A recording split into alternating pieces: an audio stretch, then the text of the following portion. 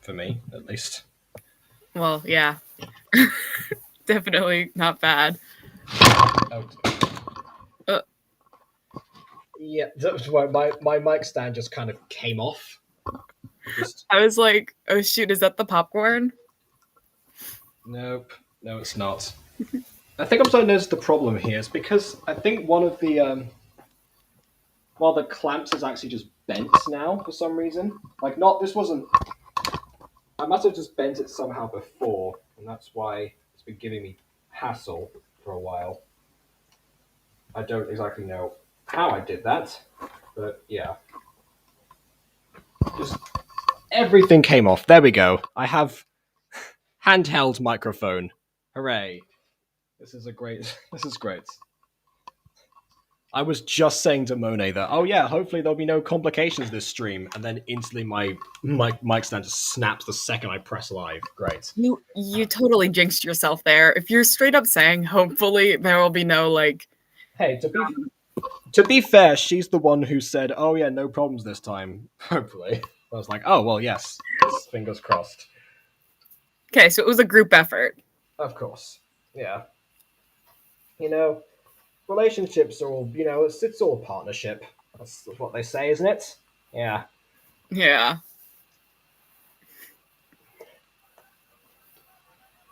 The problem is I can't unbend the other one without one of them just being smashed to the other side. Okay. Is that Maybe gonna do? like melt it and like redo it or something in the one spot.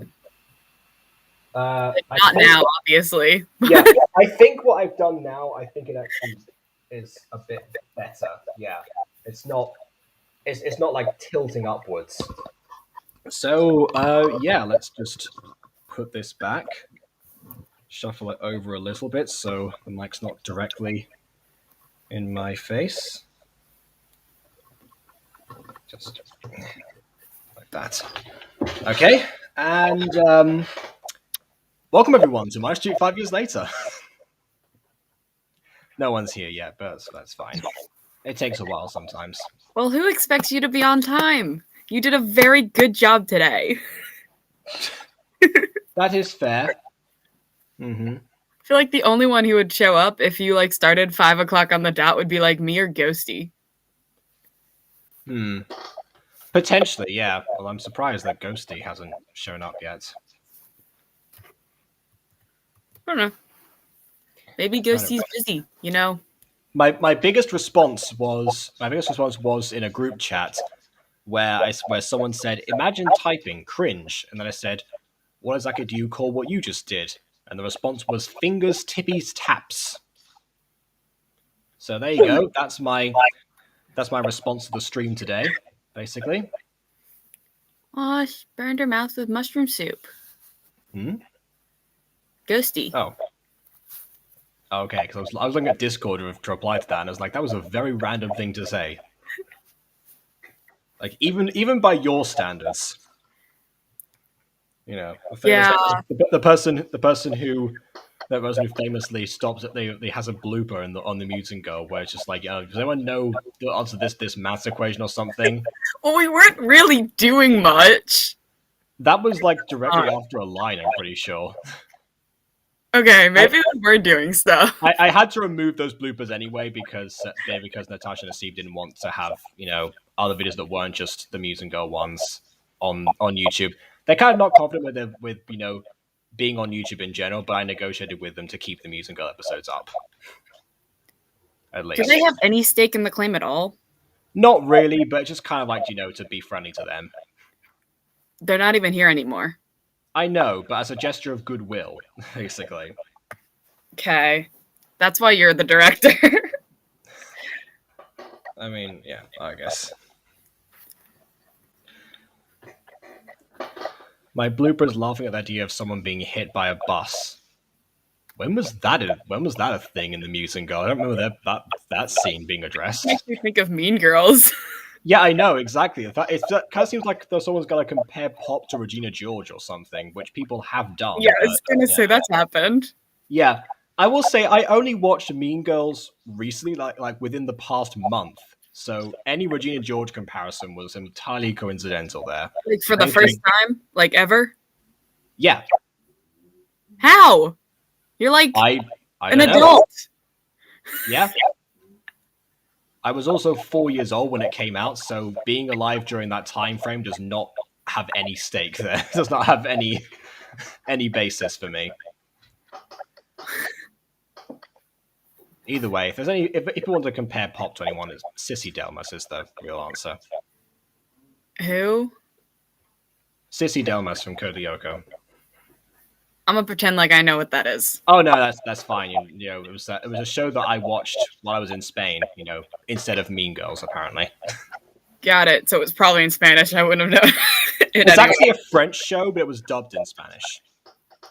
Even worse. The language I have to take in school, also known as my second torture.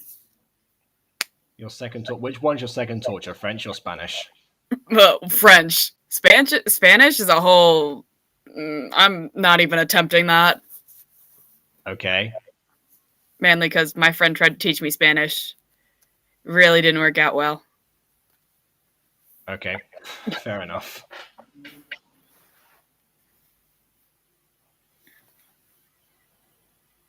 I think we spent 2 weeks trying to teach me how to roll my R's. I still can't roll my R's. Yeah, that's a thing. Like, I had to learn that by fire, basically, because you know that was because like being in Spain. Like, I don't think I could roll my R's when I went there initially, and so yeah, I had to just that was an adaptation thing that happened. So it's like, no, it's just nobody can just do it. It just like, unless you're there, it doesn't work. No, not necessarily. I'm just saying that I particularly learned from like a sink or swim situation. Yeah, definitely not me. I was in a library or something. Oh, We got yelled at to be quiet while he was trying to teach me another language. How's that? Which is like going. It's like going, just like there's like the sounds of Perry the Platypus having a conversation or something. And then there was like some librarian or someone who walked up to us and was like, "Please be quiet." And then we just never went back to the library because we were so embarrassed. Oh yeah, I guess if you do it unsuccessfully, you can probably end up sounding very, very strange indeed. But the thing was, I wasn't even the one that we got told to be quiet for. It was my friend making fun of me. Doing whatever the sound I made. So then he was more embarrassed than I even was. Yeah. I think there's actually an episode of a really, really old roleplay series that I started called Senor Sand, where I play a very, very crazy high-pitched Spanish teacher, which was not this version of Mrs. Dyson. That was all Natasha. Again, coincidence. I was thinking that was the Yeah. So Senor Sand was like 4 years before Mrs. Dysart's. Like no relation whatsoever. And like his idea was, I mean, there was like, I actually was generally trying, the one comparison I can make to Mrs. Dice apart from the high-pitched craziness is the fact that I generally try to teach people something. So you can actually, like, that he had a lesson on rolling your R's in Spanish because the two friends that I had in that video were that like they didn't do modern foreign languages at school for various reasons. And so that was why I picked them as like, oh yeah, hey, do you want to come on and do a Spanish lesson by rolling your R's? The thing that I made fun of both of you for not being able to do. And they for some reason agreed. So, you know, props to them. That sounds dumb. It's like, oh, Jacob made fun of me for this, therefore I'm just gonna go and like do it again. Yeah, I'm pretty sure that one of them would just like end up making a strangled noise. Like when he ended up going like or something like that. That's like a really messed up, like you tried to make the sound from like German and like you like no. Yeah. Well the sound from German is like the opposite end of your mouth entirely, so that was the wrong place to start. It's like it sounds like you just close your throat completely. Yeah, pretty much. Yeah, that's my comparison to that. Then again, that's how Nasib used to laugh, actually. Again, coincidence later on. By basically choking? Well, yeah. Remember that. Like every time I had to have like Pop laugh, I either got you or Emma to do it, like depending on who was there. I remember having to laugh. I don't remember. I didn't know I was replacing Nasib. Oh yeah, no. So that's why in trivia fact for anyone watching the archive of this and Ghost you watching live in season 1 episode 4 of the Mutant Girl, there's a part where Morwenna's sitting back down the chair again and Pop's laughing at her struggling to sit down, and the laugh that you hear is actually Maya's laugh because Nasib wasn't able to laugh on cue or at all really. That's so mean, sort of. But like, I know it's true, but like, he's saying yeah. Like if you think about it, it's like Nasib was not able to laugh, but then Natasha was not able to stop laughing. Like they just like there's like did not share any genes whatsoever between them. There's like one gets one trait and the other one gets another or something.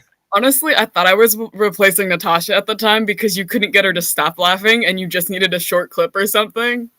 Oh no. It was like I was a little confused. Like, why not just cut it? But then I was like, it's whatever. It's Jacob. Jacob knows what he's doing. I mean, that's that. Yeah, I guess people did seem to trust me. That was a good thing. Yeah. Well, good to establish trust with your actors. By the way, anyone who's still looking into gacha voice acting. Would like to point out you took a bunch of random people that you played Minecraft with from a random group chat. For random people from a random group chat, and also some people that I met on the AFMAL wiki. Yeah, there was. It depends. Yeah, I honestly like when I started the series because there was no idea of like nowadays you want to do a gacha voice acting thing, then you basically will do like an open audition, and usually the videos get like anything from from tens to hundreds of views in the same day because people like had that uptake, especially in 2020 when voice acting was starting to really kick off in gacha. The videos end up being like 200, 300, stuff like that, and then you just like link them to a Discord server, and now there's like there's thousands of Discord servers all dedicated to voice acting gacha content. Also, hi Mintruto. Guess who has Shino? More like guess who is Shino? That doesn't help us. Give us context, please. The only thing I could think of was Aberrant from like Naruto. Yeah. I mean, you might as well just say guess who has Ligma. That's how much I understand about that. Anyway, point I was trying to make. So because that's the standard today, and if the Mutant Girl was made today, then that's what I would end up doing because that's just what has been set in stone as the guidelines. But in 2019, there were no guidelines. I had no clue, so I went round with all of my friends, particularly ones who like in an acting background. A lot of them said no, actually. I offered the role of Morwenna to Sophie originally, and then I think also my friend Maisie, who appeared in like a short film that's now been privated because Beanie Boy wanted his face removed. And then eventually Natasha accepted. So I was like, that's why there's like lots of multi-role going on in the first season of Mutant Girl, because I basically was like, okay, you could do this character, and I'll do that. Yeah, this first one. Yeah. Just like that. Sent out to a random group chat, hey, can anyone voice act for me, basically? To like me, Shiny, we didn't have any. Well, okay, I had a little acting background, but Shiny had none. And my friend Kat, he was Tim. He's obviously didn't want to like voice or anything. He refused. Yeah, but it was like he had absolutely no background at all. Yeah, actually, I came to I went to Nasib first because I wanted to have Morwenna, Reina, Judas. They were already established because of the music video beforehand, so I needed to find roles for all of them. And originally for Reina, I was going to go because obviously if Natasha was Morwenna, then why not have Nasib as Reina? Makes sense because you booked them both at the same time. However, Nasib just went no. He wasn't interested. And so, actually, having Pop and Empress appear in the scene in the episodes in the first place, like I accepted to do that because I thought, okay, well, if I have them as characters, that means I can get the creator to voice them and actually work that way. Okay, that worked out pretty well. Wait, did Nasib like retire? quote unquote Well, retire? no, we had a falling out when one time I said that because they're messing around way more than usual. It was just her and Natasha that were at the time, and then I was like I was just trying to get the recording done. You know how that can be sometimes, especially when it's not all at once. And and then afterwards, the Sea asked, "Oh yeah, so can we watch some gachas now? Because that's what we used to do." And I was like, "No, I'm really not in the mood. If this is the love professionals I'm going to get right now, then I'm not really going to do that." So they said, "Okay," and then we all went our separate ways. The next day, she emailed me saying, "Well, didn't email me. Sorry, she Discord messaged me and said, "Oh yeah, me and Nat quit Mutant Girl." And I was like, "Oh, great." And then I tried to message her, and then she blocked me. Yeah, and then after like a while later, actually, I'm getting a response from Natasha, I think, and she had no idea Nasib had done this. She just got decided for her, and then eventually Natasha said, "Oh, God, I guess I quit as well because the idea was there was something fun to do with my sister." And I was like, "That's fine. I accept that. That's a good that I accept that decision from you because now you're the one who's made it, so that's fair." So yeah, Nasima Yeah, didn't actually quite part on good terms. We kind of patched things up later. That's why I was like, okay, fine, I'll remove the bloopers at the very least. Keep you somewhat comfortable. I was just thinking how you got to keep like her characters, but Well, yes, that also, yeah, and there's certain plans that I had for particularly Empress in the future that directly go completely against what Nasib had originally for her character. But then again, Empress was already quite different as the series was going on because I just made her into a nice person because she had friends that she cared about versus just lording her riches over all of them. Which is kind what of sounds. original. I kind of want. I kind of want to go watch the Sims series because it sounds funny. Well, guess what? You can't because she deleted all of her videos and her Yeah, chat. I know. That is what I did remember. That's why I was asking if because she retired her channel basically, or Yeah, she got rid of it and quote unquote retired. I guess yeah. how you were able to keep her characters was the main thing, but I guess Oh if she yeah.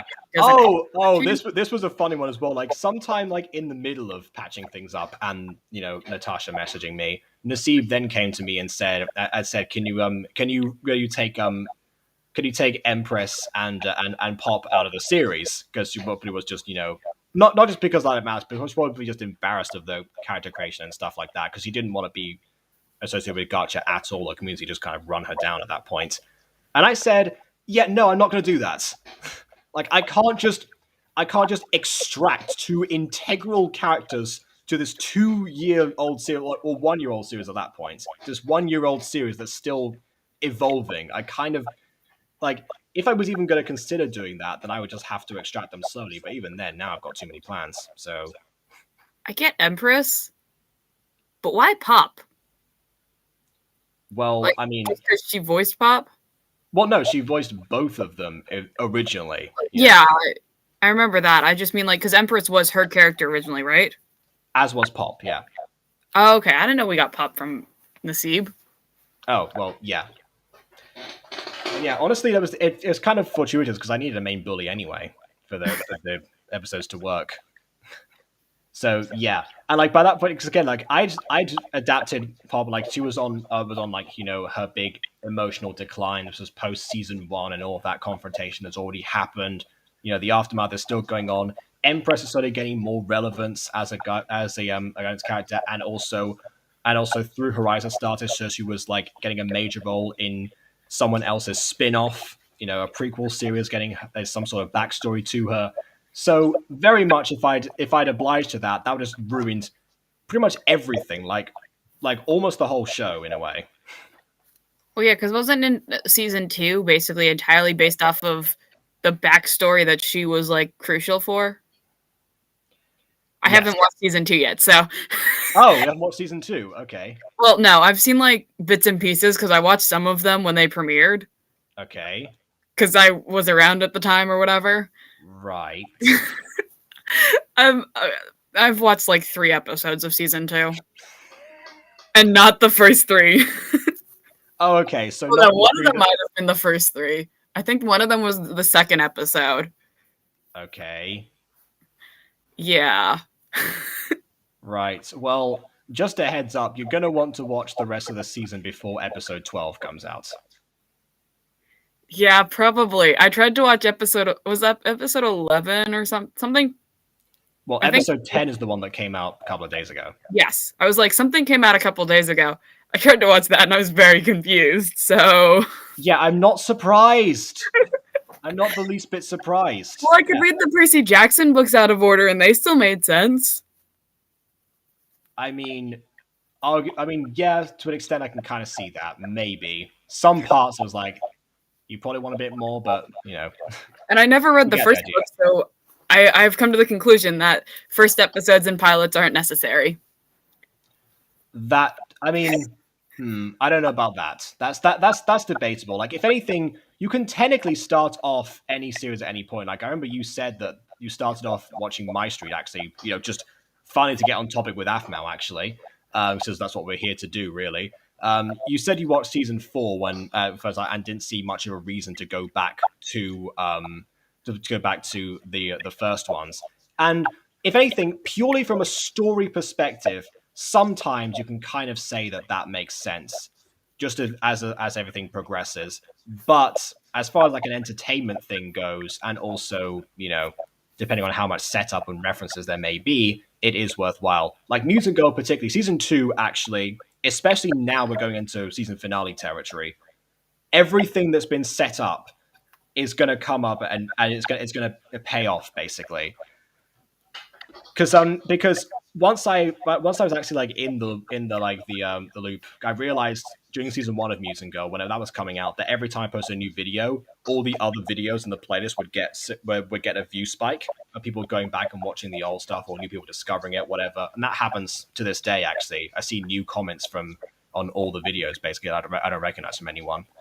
So that idea kind of let me think, okay, well, people are watching the whole thing back. This is becoming a binge watching series.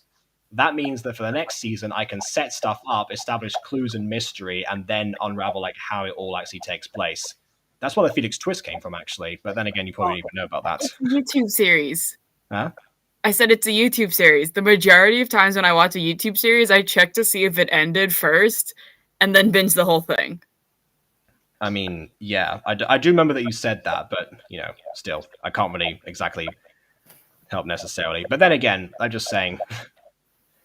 The Mutant Girl is going to end at some point. I have a compulsion even to go back and the stuff that I never finished from years ago. I want to end at some point just because I don't like having it, having an unsatisfactory ending. So yeah, very much. Even though the Mutant Girl is the flagship series now, so it's still going to get that focus, and it will eventually have a proper conclusion, no matter what that may be. And on the topic of Aphmau, I would like to defend the fact that I had already finished up until MCD. Or Minecraft Diaries at the time. So when MyStreet came out, it kind of just seemed like a ripoff, like modern day Minecraft Diaries, and I just wasn't interested in it until like I think it was sometime in season 4 that I saw a cool basically, what's the picture that you see at the beginning of a video or like before the video? Thumbnail. Yeah, I saw a cool thumbnail, so then I decided, okay, maybe I should watch this season.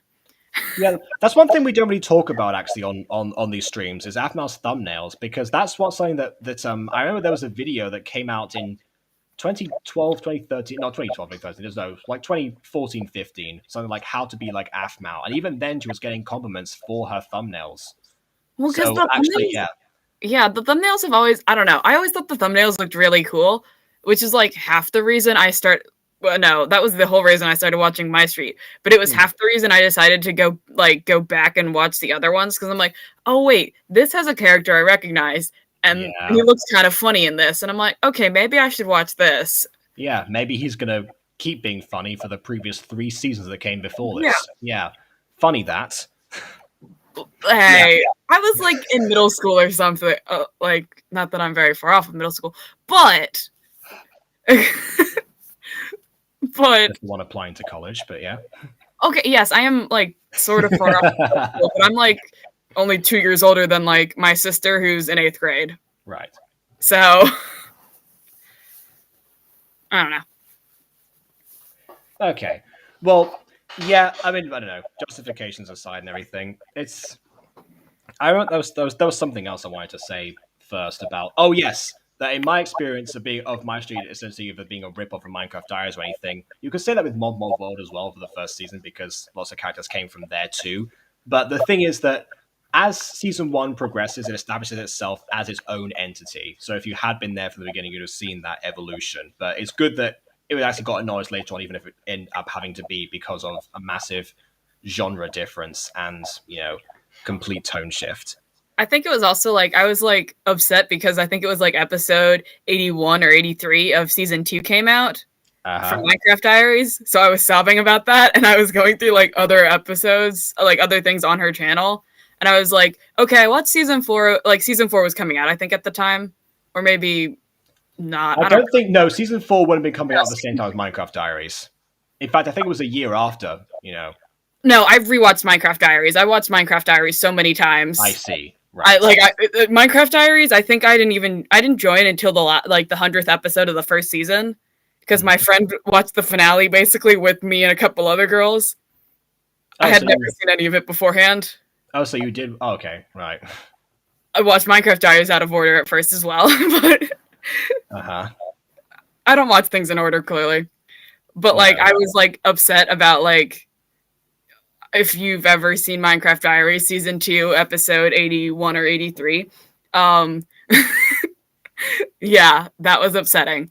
Yeah, there's a huge parallel between that episode and the one that came out a year later of Emerald's Secret, especially in terms of like the music and stuff. But I won't ruin that for people who, are watching this and like discovering Aphmod. Like some people watch Aphmod videos through these streams precisely, and that was kind of the point of me starting them.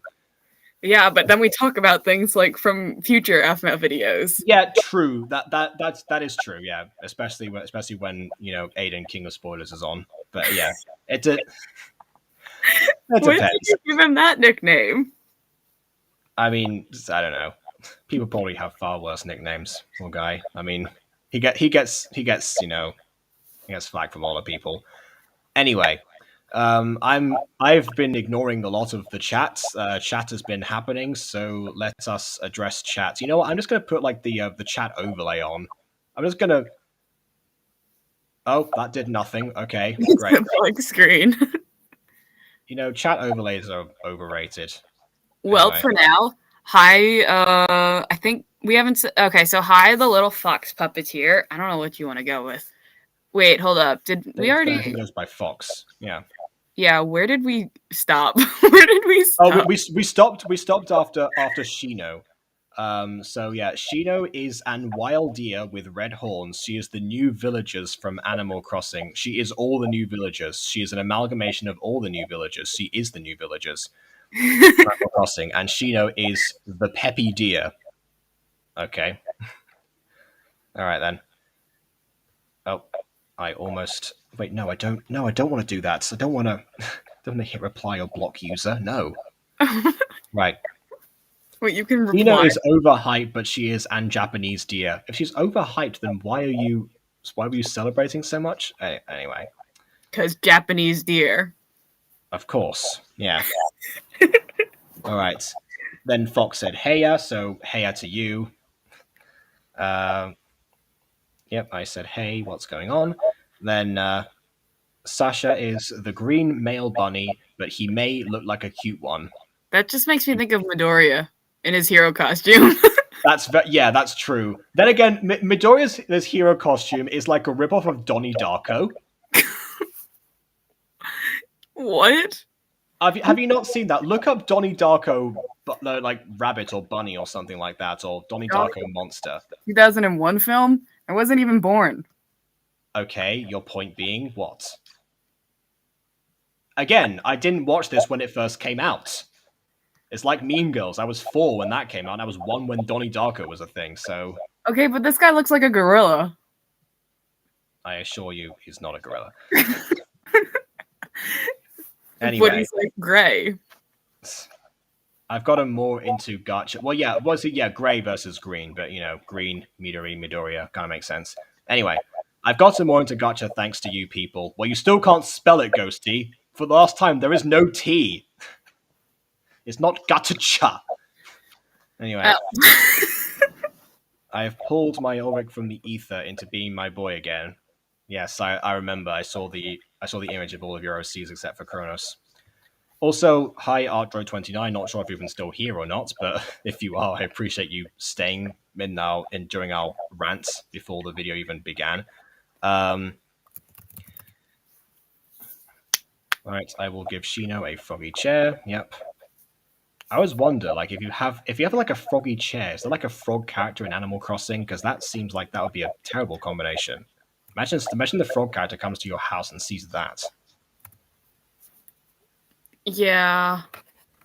I know. I am still here. Yep. Oh, okay, brilliant. Aphmau is the queen of ending series on cliffhangers and never picking them up again. She's the queen of doing that now. Back then was a different story. That's the thing. But, MCD, MyStreet particularly, Mod World, I'm pretty sure has a conclusive ending. Oh my god, wait. But even before then, there was the superhero, SMP. Yeah, I was so sad when like there was that falling out, and then like that ended, and I was like, oh my god, I love that. I watched the whole thing. I think that wasn't really necessarily Aphmau's fault if that was the case. I don't think it was. I think there was a bunch of arguing between multiple different players, and she was just kind of done with it. I see. Yeah. Which I can definitely respect, especially now having gone through 2019 Buttercore. That was just a travesty. Yeah. Like not exclusively you, but yeah, a bit of you actually. Yeah, I didn't help. I definitely didn't help. Yeah. Dango and a fox. Okay. Is there any context to that line at all? A kitsune eating a dango. Okay. I know that is uwu. Great. Oh, no, it's because of the one before it. Oh, it's because of the emojis, right? Okay. It's because of the one before it. Right, okay. Animal Crossing 2.0 update is out, man. Okay. All right. Good. I guess, enjoy Shino and Dango and whoever. I don't even know anymore. Animal Crossing Happy Home Paradise is now a thing. Well, look forward to more songs by the Stupendium about it, because that's how I learn all my Animal Crossing stuff, is just by listening to his character songs from different perspectives. Okay. And now, a mere 32 minutes into the stream, we're going to now address the episode in question. Surprise date, MyStreet Lovers Lane, Season 3, Episode 22. So, I don't even know if I have anything to say about this episode before we start. Let's just start.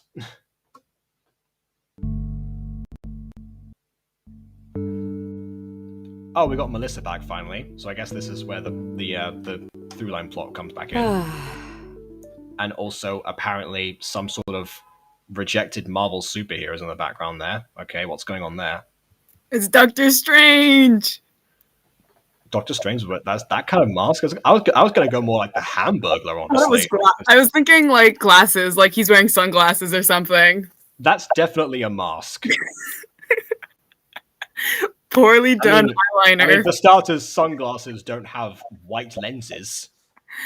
Poorly done eyeliner. It's something like that. Yeah, very, very poorly. It's like, what do I do with this thing? Paint. There we go. That's how you put eyeliner on. Yeah. But oh my god, it's Melissa. On days like this, ladies like me deserve to be pampered. Is that that's like a very poor Undertale reference? I'm pretty sure. Considering Aphmau and like her following of Undertale at the time, I'm pretty sure that was meant to be like a Sans speech. The days like there's like this kids like you thing, except just like the complete opposite. It's kind of like when Vicious said like every woman is a princess. No, if she breathes, she is a queen. And then, like, I learned about that meme through the comments on that episode, because I was like, that's a very weird line to have. Hold on a second, what's going on here? Oh, it's a meme. So, yeah. I guess, Kitty. And then she played Human Fall Flat, and then used that clip again, and made Keston reenact it with her. So yeah, full Love it. context. Anyway, apparently Danny Gonzalez hit 5 million subscribers. Apparently, I just loaded it on my phone because I need to move the chat open. I forgot to do that. Okay, it's Robert from the Teen Titans. Yeah, pretty much. Yes, or at least one of the Robins, if anything. I don't know. Maybe that's. Aren't there like 20 or something Robins? I don't know really. I know there are at least 5. Anyway, once again, we now have Sans Cello. Is that a combination of Sans and Garcello? Great. And also, hola, Ghost Kitty. Guess what? 2 videos are nearly completed. Oh, brilliant! It's been a while since I've heard from anything from your channel, actually. Yeah, that'd be nice to see. Of course. Well, all good things come to an end, I suppose. Hello? Melissa, darling, just checking in. Hey, Mom. Just keeping my head out of frame to make the edit work. I'm working hard. And you? Oh, you know me, working as hard as ever. I feel like this is just like a conversation at their house. It's like, so working hard, working hard. That's like how they greet themselves. It's like, working hard, working hard. Are her eyes canonically emerald green, like the I'm possessed green? I don't actually know if that's a consistent thing or not. I need to check to That see. just happened, and I'm like, hold up. Yeah, no, I saw that too. Let me just look up a picture. Let me just actually go to the Afmal wiki. Yeah, I don't remember that. Right, let me see. Rachel Lycan. Oh my god, Mint, you quit fanfics? But fanfics are amazing. Fanfiction is my life. Okay, I mean, Although I spend an insane amount of time looking at fan art as well. So yes, keep at it. I mean, fair. Yeah, I used to do a lot of fan fiction, then I just kind of fell out of it, honestly. Don't quite know why, really. Because to be perfectly honest, it's the only written prose books that I actually published for years before Erasmus the Elf. Anyway, Ghosty, she's probably at a spa or something. who's oh right, Rachel. Yeah, to be honest, actually, I think that's probably the punchline. Let me just move this forward a little bit. Hold on. You're taking a day at the spa, aren't you? Yeah, thought so. Yeah. All right. Also, I got a picture of Rachel up here, and no, she does not have emerald green eyes. In fact, that's what I thought. Yeah, her eyes appear to be blackish brown, kind of like mine, actually. Yeah. Yeah, not bright green, like a lime or emerald green. I'm like, absolutely not. Maybe she's got one of those potions. Maybe Rachel is a descendant from the Valkyrie family as well, and that's why I don't know. Maybe Michael chose her as a suitor by accident for Derek or something, or not by accident, deliberately. just like to control that bloodline as well. Make sure that Irene's chosen are born in precisely the way that they should be, or something like that. I don't know. I no longer make Anne Bardock fanfics. Oh yeah, I was gonna look at those, didn't I? Oh, I forgot. Yeah. I guess now I have my Bardock voice because apparently you told me that he sounds. Because apparently you told me that he sounds like this. I never realized that was his voice before, but okay. So yeah, I don't know. Maybe I can actually do a narration of Bardock fanfics or something. I don't know. Wait, are you actually gonna start recording those? Because you guys have done multiple fanfic readings. Yeah, true. We I think there's some that we still need to post and stuff, but yeah, most of the fanfics readings that we've done before have been either well, have just been of fanfics of me being shipped with people and stuff, which was yes, we read your fanfiction. I did actually record one thing where I read one of my fanfictions that I actually wrote a while ago and I didn't finish writing. It was a Harry Potter one. And it was all about Teddy Lupin and his time at Hogwarts. That reminds me, I'm partway through. I think I'm partway through that. Oh, okay. On my other laptop, I'm the laptop over here. I'm partway through that. It is actually open, right? Oh well, fair enough then. Mind you, I have 4 billion tabs open, so Oh, same here. Yeah, I'm covering that up quite well right now because I'm on a separate window. But yeah, normally I'd have like a. Oh no, it's like YouTube. It doesn't show up on here because it's the app version.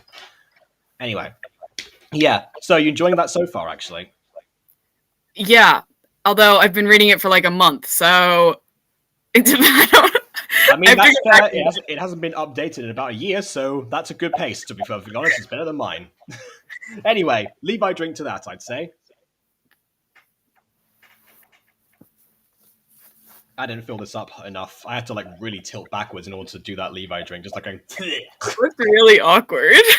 Yeah, I just like one of these has just like twist my neck, like just entirely doing that. Yeah. Anyway, I'm still trying to work the courage to record a what if. Well, I mean, I hope that you do because I'd be very interested to see what you come up with. I mean, especially considering that you enjoy my what if, so I might as well check out yours. Want to fill me in on a what if? Hmm? On what's a what if? Oh, well, it's a type of video that it's actually kind of like it could be considered a branch of fan fiction in a way. So it's where it's like, what if like Harry got put in Slytherin sort of stories?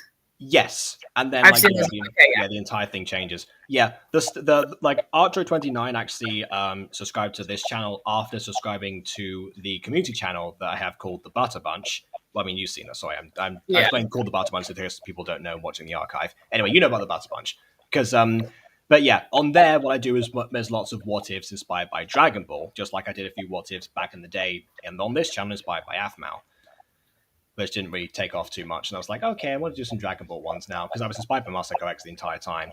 And then I was like, oh yeah, this is actually a thing that people want to listen to. Okay, I guess more of those then. That explains a lot. I was thinking, hold up. You have like what if videos that I haven't watched or something. A, it's on Butter Bunch, and B, it's about Dragon Ball. That's probably why. Yeah, fair enough. Yeah, I kind of like. I think I've got more context from Dragon Ball about Dragon Ball the show, probably from watching Masako's What If videos than from any other source, including the actual show itself and supporting the official release. So that's an interesting thing. Yeah. So yeah, again, I hope to do it justice. Like when I started off with the What If Piccolo Had a Son video, like the first one, I really was like, okay, am I going to do this justice? Like, I think I've got like every bit of context I need now. Like, I have an idea to go forward and make this dramatic, but also accurate to the show. And so I had those doubts too, and people seem to really enjoy that one. So I'd say, yeah, go for it, definitely. I would say the what if videos are generally really good as long as they're not like the absolute obvious, if that makes sense. Like, I've watched some what if videos that just bored the hell out of me because it is hella cursed. Hold up. Can I say that? I mean, Yeah. You kind of already did, I guess. Yeah. But like they were really boring for the sole reason of it was like really predictable. Like, what if Harry went to Slytherin? He made friends with Draco instead of Malfoy, yeah. it was like very standard, and I'm like, everybody has this, but everybody else has some sort of spin. Yeah, see, long the as problem that's with that is that even if Harry had been sorted into Slytherin, he still would have met Ron Weasley on the train, and they still could have probably become friends. Maybe like worked through the whole like house difference, and then there could have been some sort of message around that idea and like the unity between them instead of like just a fully like separate thing based on your personality traits, apparently. See, now that's a good what if. Yeah, I mean, I'm sure that someone's already done that because Harry Flintstone is probably a big thing. But for me, actually, Yeah, the one that really got me the most traction actually was what if Raditz and Nappa turned good? Because Masako's done both. People have looked at Raditz and Nappa, particularly in that series. You know, they start off as villains. They kind of just die very quickly. There's not really much you can do with them. But they had big personalities, and people want to see them continue. And now I know the fact that people want to see these characters, you know, get together with some of the other ones that don't actually get a partner in the series because those followers are hopeless romantics, like I say. So that's another thing to consider for the future. I haven't quite gotten there yet because I'm taking my time with that series, at least, you know, developing the story. I don't want to skip any beats. That's the two things that I don't like about what ifs in particular, especially Dragon Ball what ifs. Lots of Dragon Ball what ifs will either skip over really important details, or not details of the story, but like really like good moments, and then it'd be like, okay, this story beat happens here in this arc, and then this arc happens in this arc, and these characters are stronger here now, so this fight goes down way easier. I know this person dies much faster. Like, it's not like it's chess piece. It feels chess piece, and it's like, oh well, everything here is to serve the purpose of the characters getting stronger, especially the Saiyans, and it doesn't like take the time to really talk about like the interactions and stuff. Where the real drama comes from, this is what Masako X learned himself actually, because lots of his old what ifs like skip through the entirety of the original Dragon Ball series and blah blah blah, like for the same kind of reason. But he learned actually that making something more dramatic and using all these like obscure elements from the lore and stuff, and like working within what's actually already there, and sometimes using your own stuff that's well informed, like in particular Dragon Ball OCs and stuff that he's very known for now. That's where it gets really interesting, and that's why Masako continues to draw me in to this day. So yeah, Archer, if you're still listening to that, that's some stuff that I kind of learned from doing what ifs, I guess, and watching them as well. I kind of seem to think works well. I think it'll be Nathan's dream. Right now, I'm doing a personal project you will see nobody's eyes but mine. Okay. You're braver than I am, because like every project I do, I just like must post. People must see this. Yes, I need like approval. Like, please make sure this is like okay or something. Yeah. Like I just kind of like I just gear everything towards like, oh yeah, I want as many people to see this as possible, because I'm telling a story, I'm sharing something that I've worked on, I know, something like that, like a shipping shrine. Oh, is that a personal project? Is that kind of project as a ghosty? Okay, all right, fair enough. I don't know. My friend and I like. What's it just be pictures of herself and Lucinda or something? Yes. You can ship yourself with whoever you want. Absolutely, yeah. Otherwise, you need to ask for permission. I mean, unless they're like fantasy characters, obviously. Oh yeah, no, it's just like hey Lucinda, can I ship myself with you? Just like a PNG of Lucinda on the side. Great, wonderful. Let's take some pictures. I totally want to see that. Just like a sketch. Yes. To be fair, Ghosty edits some of my videos now, so maybe I can just do a thing of like I don't know, like a Lucinda and me sketch or something like that. Make it like a very cheesy sitcom thing, just like with one image of Lucinda just like floating in the corner all the time. Now you should go out and buy like an orange wig or something and play both characters and like. Oh god. That'd be so awesome. I was thinking more like the stuff that the Bakey does with the Snape cardboard cutouts, because it's just like it has no responses, but she like makes it work. And it's like have like a PNG of Lucinda on the side. It's like it just like doesn't say anything. Like you cut to it every now and then. I'm just like Lucinda, like the Dante pose. Travis. I'll be right back. All right.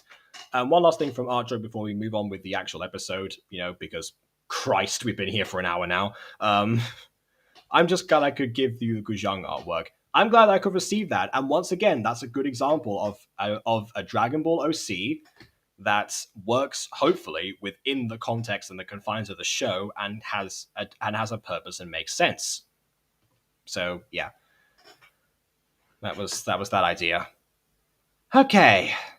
Now that we've got that out of the way, let's just do a little bit of a skip forward, and hopefully Maya returns before we get too far into the video. The apple doesn't fall far from the... Oh, it was...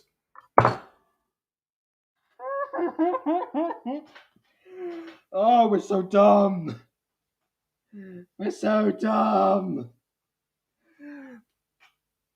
But of course... Oh, hold on. There we go. But of course, it was a couple of cucumbers all along. Why did I say kiwis? I don't know, my brain is dead now because of that. Fantastic. Just last stream and the stream before that, I was like, hey, I notice everything. And now it's like, I notice nothing. I notice nothing. Tree now, does it? I bet you're probably at your favorite restaurant in that town, enjoying your favorite tea. How did you know that? A mother just knows. Really, your son has a girlfriend. A mother doesn't know everything. Now, I know today is a business-free day for both of us, but let's be serious and get down to family business. I kind of figured that's what this call was about. Yeah, what else would it be about? I've been watching your most recent productions, and I couldn't help but notice you got Aaron to participate in one of them. How did you manage to get your brother on the Diamond Chef? I must know. Well, it was more so due to peer pressure. I had asked a lot of his friends to participate And also he wanted to upstage his girlfriend, in cooking, because that's what happens. Yeah. since I was going for the average Joe cast of chefs, and that managed to sway him to join. Aaron has friends? Oh, well, that might be a problem. How do you Damn. not know about that? Oh, welcome back, by the way. Hold on, Rachel, you've watched The Diamond Chef. So how do you not know these people talk about each other? Was there no confessionals about Aaron at all in that show? If so, that was harsh. I don't really see any of them in the episode, but I'm pretty sure that program was probably an hour long in reality or something. I would have thought. Michi in the background, though. Yeah, true. With the star eyes. Michi is like Trish from Austin and Ally. She gets a new job every time she appears on screen.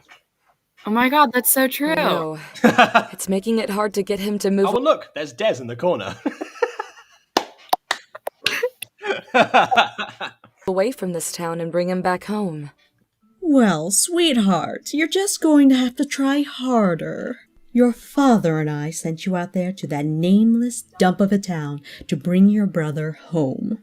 Dang, Trust can you be more rude? You don't have to... Also, exposition, you don't have to spell it out for us, but you kind of put that together by now. The audience isn't dumb, Afmal. Don't worry about it. me. We wouldn't have sent him to high school. Apart from, thinking that a couple of cucumbers were our character's eyes. Other than that, Oops. we're usually not dumb. Yes. School or college there if we knew he would have planned to stay and never come home. Hold up, are they still in the same Are town? you sure we need a... I guess apparently.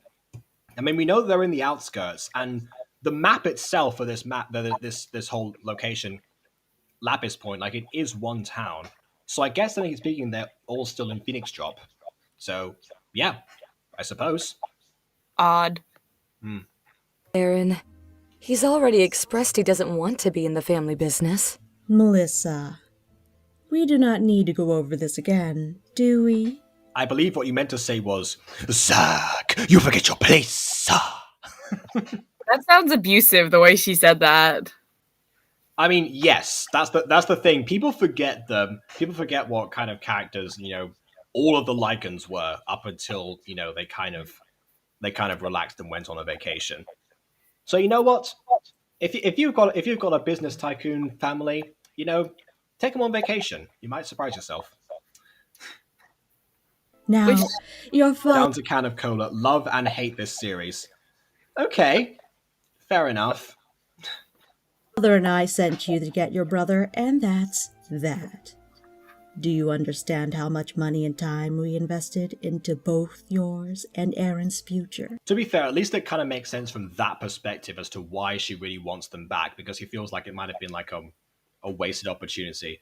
But then again, if he really wanted to, does that mean that Phoenix Drop High is a very elite school? I'm pretty sure that Ocas's Prep is where everyone kind of went to for the best opportunities and stuff. Right?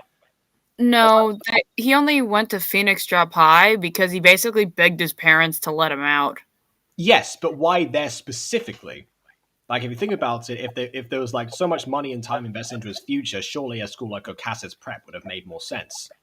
Because if they're already taking him out of a military school that was even better than Ocas's Prep, why bother spending any more money on when he's probably going to get the same education at either place at that point, and he's going to college the next year? I think it might be in terms of a credentials thing, because that's what happens a lot of the time. If they see you went to a certain school before, then it's oh yeah, this is a good thing for your CV. Sorry, resume. You're American. Yeah, it's a good thing for your resume. I've been working on a specifically CV because even though, I don't know, people call it a CV here too. Oh, okay, fair enough. Although for many people it's confusing, but for like once you get to a certain like level, like if you're working in college admissions, like higher college admissions, usually it's called a CV and stuff. Oh, okay. Fair enough then. Curriculum vitae. That will not go to waste. Sending you instead of us to get him, now that's doing him a kindness. If your father and I have to go, we won't be so happy about it. So there's two ways of looking at this right now. The first way is we don't know about the agents yet. We don't know about the whole thing that Derek has been doing all this time. In fact, I'm pretty sure that Athmal hadn't even made that a thing yet in writing. So on one hand, with new information, you could kind of see that that Derek might try to abuse that power and control and enforce like the agents on Aaron again. In which case it become kind of like a legal drum, in which case I'm pretty sure that Aaron could have probably sued his father in that case. Who knows? Yes, he should do that, even though they're both really, really hot. Oh yeah, attractiveness should really define whether or not you sue someone. It's a fantasy, of course it should. Within the universe, no. Absolutely not. But Like, the hot guys always get away. It's just like I don't care if Sylvana was a 10 out of 10. I would curb stomp her in a second. Anyway. Poor mom. Yeah, poor mom. Yeah, of course. I have done like at least 20 streams, ragging on Sylvana's character by now. My hatred of her is very justified at this point. I just use her as a prime example. And Ghosty apparently says, I hate these people, so clearly someone agrees with me. I don't know, I feel like they have some sort of, like, they do have some sort of, like, I don't know how to, like, reason it. I don't want to say reasoning, because it's not really, well, it is the reason, it's based on the reasoning, but, like, it's reasonable that you would want the kid that you raised to become the next president, to actually become the next president of the company. However, in that regard, they could have just definitely forced Melissa to do that instead. Melissa's going to vice presidency, and she has made that very clear by now. But on the other hand, like she's way more geared towards anything to do with business at all. So if you have to give it to one of the children, definitely Melissa. I feel like as like a sort of female, this is a not so great opinion to have, but I do feel like Aaron would probably get more respect than Melissa. I don't know about that, because if you think about it in terms of like just their characters, like social commentary aside, if you think about it from just their character perspectives, on one hand, you have a CEO who's not really interested, has no real background like studying this kind of thing in the first place, other than, I guess, whatever he talked about in university. Because his classes in university consisted of technological stuff. Like, we don't know what that is. It might not be business related. Either way, point is, he's got no qualifications, nothing, and no inclination to even lead at all.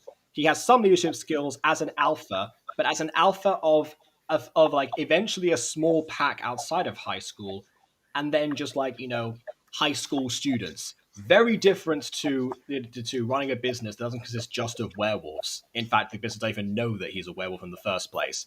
Now, if you look at Melissa, she already has huge accomplishments. Clearly fans, because Michi is there gushing right there in the background. Has all of the knowledge and has the drive to do so. Like, if you think about it just from there, like garnering respect would be way easier for Melissa than for Aaron. It might be easier, but on the same regard, Aaron could do one thing while Melissa might have to do 5 things. Melissa might be more capable to do said 5 things, while Aaron only has to Aaron still only has to do one thing. if Melissa was against doing 5 things or stuff, then Yes. and if being president would require Melissa to do less things she's doing right now, then surely she might actually have a reason to take No, that. I mean Melissa as president versus Aaron as president, with Melissa as vice president. If Aaron, I don't actually remember if. No, yeah, I see what you're saying. Like, even if it's in a position of power, like Melissa kind of like runs the teams. Yeah, I can sort of see that. But then again, if it's all to do with like the pressure and the rigors of the job and everything, I guess having Aaron there as a scapegoat might be good for Melissa herself at this point. Maybe, but either way, I think about from Derek and Rachel's perspective. They're just like if they want to hand the business off to at least one of the children, I'd say pick the one who. Yeah, personally, I would probably pick Melissa. However, they also seem because respect of the public or whatever aside, the fact remains that it's up to their decision to what to do with the company. And if people don't like Melissa as a boss, then tough cookies, they're out, I guess. Except they still have to get the board's approval. Okay. Well, in that case, I would pitch the board's. I pitch the board's approval. Like, can you imagine like Derek trying to convince the board to go for Aaron? Just be like, well, I did like hire a bunch of agents to watch his every move as he was growing up. I also only sent him to high school as a courtesy. I wanted him like here all the time, and he's done everything in his power to remove himself from me at every point whatsoever. So yeah, who's up for this guy? Any votes? I feel like it's more on the counterpart of Aaron was raised in his father's shadow as the next president, where like he's already been exposed to the board to some degree, as he was. Hasn't. I'm not saying that. I'm saying that the board probably already thought that Aaron would have become president because of like before he went to high school, and like before he got sent off to military school, which was still high school. He was because he was monitored closely by his father because he was an Ultima. Mm-hmm. Oh yeah. If much of the board found out about that secret, yeah. Well, obviously the board wouldn't know about that. But having a little kid that's been raised like at board meetings and stuff like that because he always had to be near his father, basically. Well, I don't know. I mean, is there any indication that we get that Melissa was not at board meetings as well? Or possibly doing even more. Like she was even working on business stuff when Aaron was still in that military school. Yes. However, we also got I'm pretty sure there was the impression that Melissa and Rachel were less involved in Aaron's life and Darren. Than Derek. I mean, that may well be the case. Although Melissa actually possibly might be the exception because she actually. From this season alone, we actually learned that she took more of an interest in him because Derek and Rachel were away so often. Yes, like she was basically the mother figure when they were at home and when they were little, like little. But after she hit high school, I'm pretty sure she started like basically doing her mom's job with her mom. Yeah, so there's no way the board would not have met her. Well, her dad was monitoring her brother, basically. Yeah, again, no way the board would not have known about her or I wasn't saying the board wouldn't know about her. I was saying that Aaron was seen as the next president, as he was basically his father's assistant to some degree. And I feel like Melissa was most likely working more closely with her mom, who I believe is the vice president.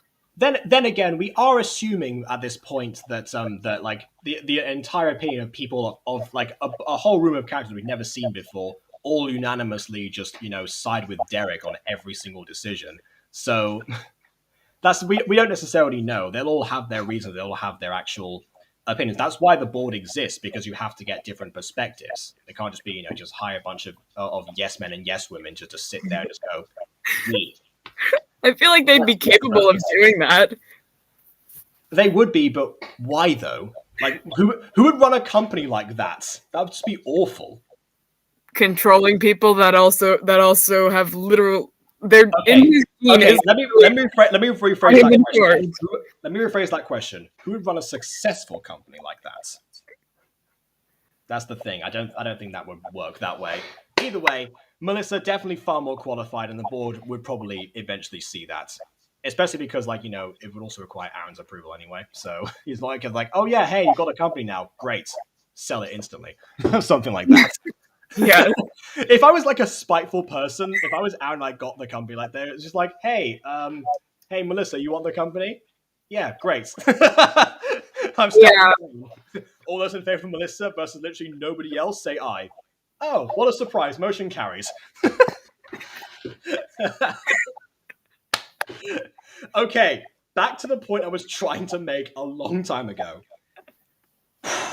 Again, two perspectives. One, Derek could have said agents something, tried to use his power, Aaron could try to sue him, whatever. We've got an example. The second example is that Derek and Rachel march down themselves, as Rachel's suggesting here, and they just try and say, you know, Aaron, you need to step up. You need to become the president that we knew you to be. Versus Aaron would just be like there, just chilling in his house, just be like, no, you can leave now. I would like to point out, if they have a bunch of private agents and stuff, what's to say that they can't undermine the fact that they can even own a house? Well, like undermine Afna's current business, or because that's not what the agents do. They're based on surveillance. I'm saying if they have enough money to basically have a private force of agents, do you think they don't have enough money to like corrupt some government people and then like ruin Afma's business, or maybe have them like lose their house? Yeah, well, I mean, again, if they'd actually gone into that, that would have been an interesting angle to take. Actually, I feel like it would be a fun show, and I feel like that would probably end up more along the lines of Romeo versus Lycan, as if Afma and Aaron, chances are Aaron won't care if he gets his house removed. He'd care if all. Yes, he would. He absolutely would. I don't think he'd return based off of the threat of, we'll like ruin your business, your new business, and like make you lose your house or something. I don't know. If they threaten them to ruin Afmal's business, like from her perspective, seeing that he cares about her, then he might have, like, you know, there might have been enough leverage. I was also along the lines of, if they're gonna do that, they'd probably go for the whole group of them that all moved in together. At which point, I feel like Garth would be like, no. Okay, I don't think they'd go for the whole group because they'd have no need to. If they're that precise, they don't need to get anyone else involved because what's the point? Especially considering that they know the Romaves. Yeah, they're actively working on a partnership. That could definitely undermine everything. Like that merger would completely go through. There'd be like, you know, like that, like the like if they could even like there'd be like a background corruption thing as well, like between like I don't know, like you know. Got like Derek, Garte, and possibly Mayor Chad, because he'd be the one, you know, doing all the approvals and stuff, because he's the one who found them all the houses and such. But yeah, I don't know. That's probably where that could have gone. And actually, I think that might have actually been a better climax to the season, if anything, or maybe like a better way to go into a season 4 and then have Emerald Secret be season 5. You know? Yeah, I personally would have preferred that than what actually happens. Yeah, I'm not saying replace Emerald Secret. I'm just saying. No, I mean the like what happened, like this, the rest of this season, sort of stuff. Yeah. Then again, if that delayed Emerald Secret, then my spontaneous interposed the Travis theory would not have been as culturally relevant. And then, well, A, you wouldn't have seen it at the time, and then B, but like every chain reaction for me. So if anything, I personally benefited from this not happening. So you know what? I'm going to stop complaining about it. I feel like if they pushed back Emerald Secret by a season, I feel like we wouldn't have had the latest season. It probably would have ended like a season earlier, because I feel like that was more of a time frame thing than like a MyStreet thing. Season 5, they were sort of like taking a bit of a vacation and like lightening up on the actual like set design and building and everything. That's why we never see Starlight Wonderland. So actually, maybe Emerald Secret would have been affected, you know, budget and production wise, and it might actually, you know, fall as an idea. Who knows? So yeah, maybe it's all for the best that this stuff that we're talking about that would have made this objectively better season wise, you know, would have, you know, did not actually happen in the end. In the long run, it definitely worked out for everyone, not just because I personally benefited from the timing of everything. But yeah. Anyway, Ghosty says, Melissa acts childish to compensate for the childhood she didn't have. I think that's a solid theory, actually. Or solid hypothesis, I guess. I don't know. Whichever one applies in this situation. Because, yeah, I mean, she hasn't got to that point yet, but we all know that she will. And boy, is that going to be an interesting time. The mother figure from Aaron's life suddenly becomes like a little sister versus a big sister. I don't know. It can happen, I suppose, with enough trauma. Anyway, let's move on. Yes, Mom, I know. But it's not as easy as you think. Aaron has a girlfriend. Melissa, I don't want to hear any more excuses. This was your idea to go get him, and I expect what? you to follow through with your end of the deal.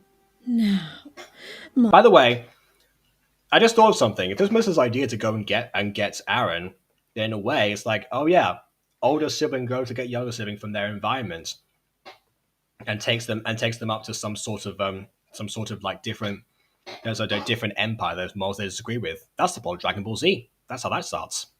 I was thinking they were more lines of threatening her to become the president. I mean, well, yeah, but then again, she can still say no. We already went over this. It's like the board approved you, Melissa. Great, bye. Mommy needs to enjoy herself.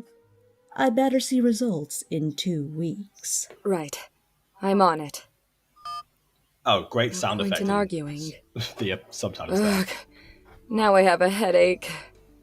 But I haven't done a good job trying to convince him to come back home. That's true. You've been gone for like 5 episodes. What have you been doing, Melissa? I guess I've really treated this as a vacation for myself. Ha! No, you haven't. Vacation, Melissa, is very different to this. I got caught up in everything. Ugh! How am I supposed to convince Aaron to come home? Excuse me? Huh? Where did you come from? Michi is so sorry to ask you this, but... Is that my cheesecake I ordered? Yes, here you go. Sorry for the wait. Ah, thank you. Haha, no. Yeah, exactly. Can Ghosty. I help you with something? Are you Melissa Lycan, the famous TV producer? I mean, it's not spelled that way, but yes, she is. Well, I see my reputation precedes me. Yes, it does. What a surprise that is. It's almost like I've been saying that for the past half an hour. Are you kidding me? Michi is such a big fan of your work. You have no idea how much I admire your talent to boss people around.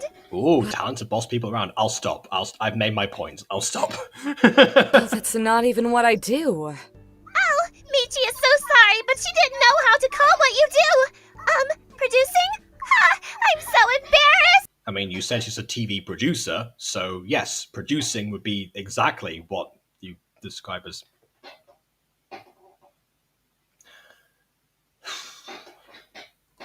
It's fine. But I think I'll be having this food to go. Because you're annoying me, great. Wait! Don't you think Michi would make a good reality star? Yeah, sorry, casting for Diamond Chef closed. You weren't there at the time. Also, you're terrible at making...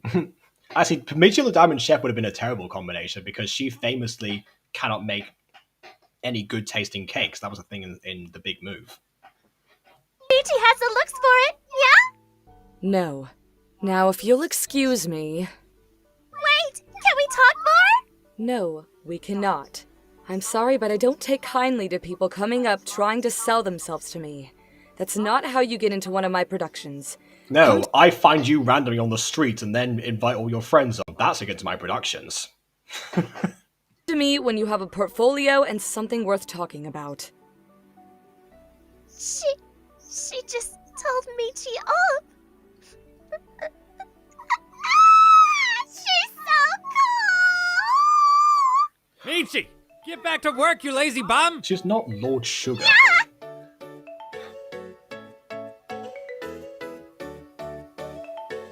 I guess all the Americans out there don't know who Lord Sugar is. She's not Donald Trump in Apprentice Days.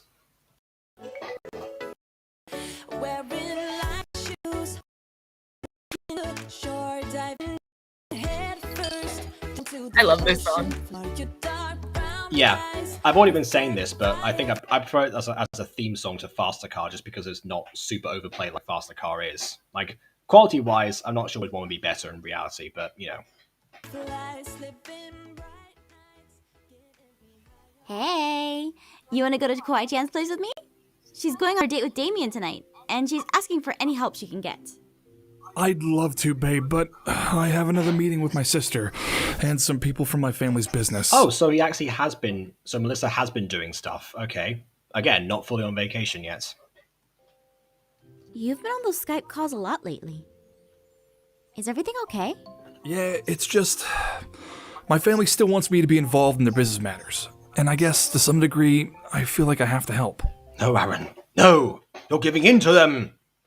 Stray away, do not stray from the path. I know I said stray away, then don't stray away instantly. That was a terrible phrasing of that, but yeah.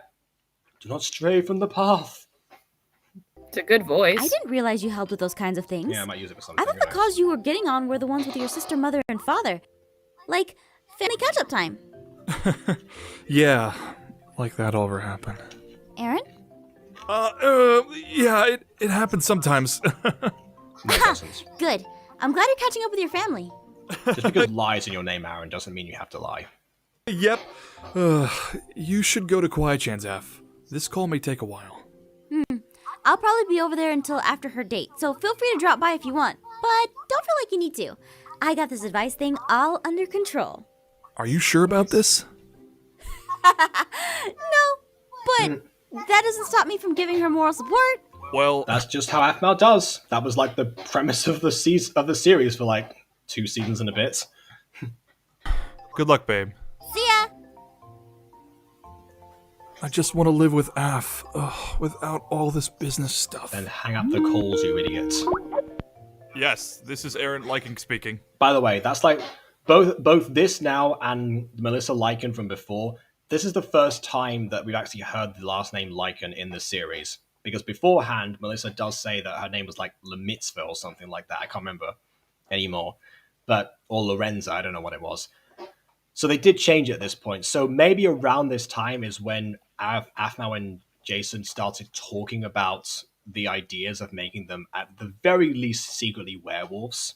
If not the whole Ultima thing coming in later, because I'm pretty sure Jason took over writing for Emerald's Secret a lot of the time and then, worked out from there. That's another thing, actually. I realized that with the ton we've had before, if we'd had all the stuff we mentioned of like the company war and everything like that, then maybe Jess would not have gotten writer's block during that time, and therefore maybe Jason wouldn't have stepped in as another writer of the show, and therefore we wouldn't have got the same character arcs and the whole Ultima thing in the first place.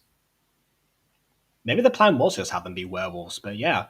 Like, if we'd done that, like, logistically speaking, and not even just as a what-if scenario, but in reality, if we go outside of that, Emerald's Secret may not have existed at all.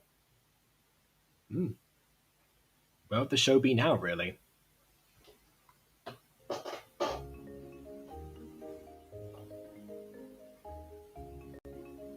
I really should have called Dante before dropping in on him, but hey, that's what big brothers are for. Nah, big brothers drop in when you text them. When you text them, we need extra toilet paper to bring them over to you for your 3 doors down. Af? Hey, Af! That's what I do. Zane? Be the dark wolf of the Lycan family, Aaron. It is your destiny. There we go. I'm putting that voice to some use now. Again, I might do that for, like, Asmodeus in your series, Ghosty. I think something like this. A voice of a sage wizard. With a little bit of vibration recorder. Not quite vibrato because I can't do that. I don't know, something like that. What are you doing here? Well, Kwai-chan asked me to help with giving advice as well. And you And you're helping?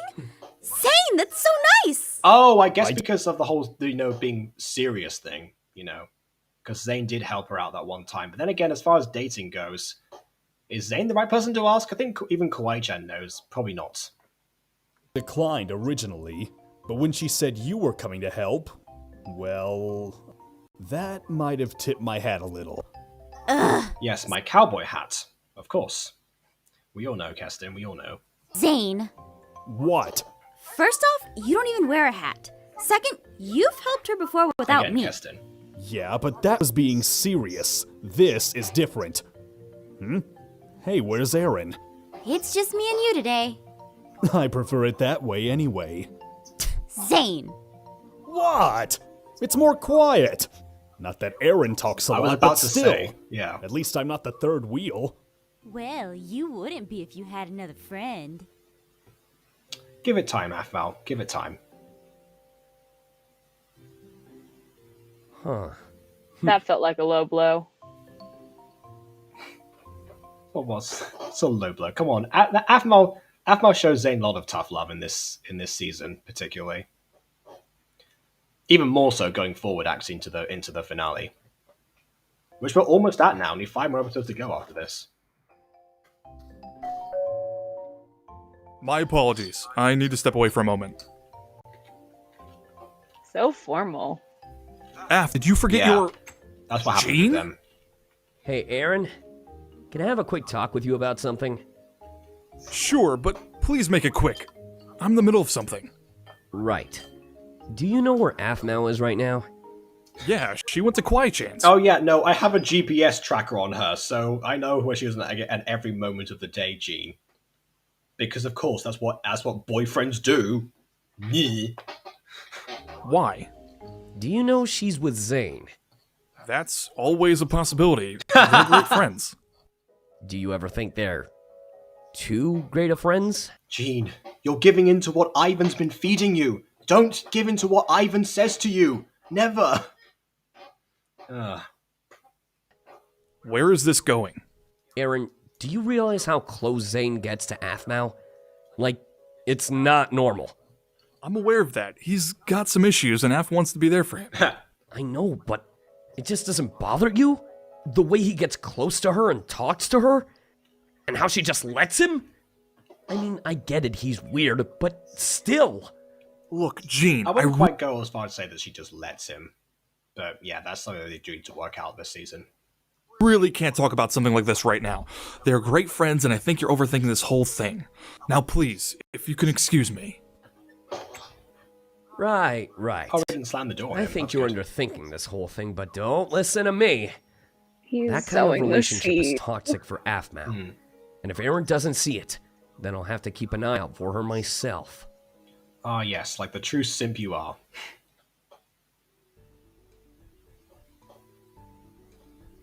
I can't help but feel if this was written today, it would have a different mentality to it. Ugh, what's taking her so long? Oh, I don't know. Maybe she needs help pinning up her hair. Why don't you go help her? Does Kawaii-chan Me? pin up her hair? You're better at it. I mean, she wears bows. The time you did my hair? You said you'd never mention that again! Hey, Sorry! relevant. I'm just nervous for her. Kawaii-chan let me pick out her outfit and everything. Go to the kid house and go, yeah, that was the joke before, don't you worry. I'm very aware of that fact. I mean, jeez. So, She'll be fine. What other advice can we give her?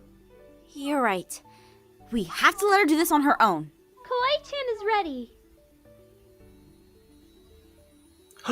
She pinned her hair! I don't know. This is a lot more like Aiden's territory. He could tell you. Well, Kawaii-chan, you look amazing! Right, Zane? Yeah. Thank you. No. Kawaii-chan needs Aphmau-senpai more than Oh, ever! that lasted long. I will say, she looks great in red, just saying. Red and pink together, good combination now. Huh?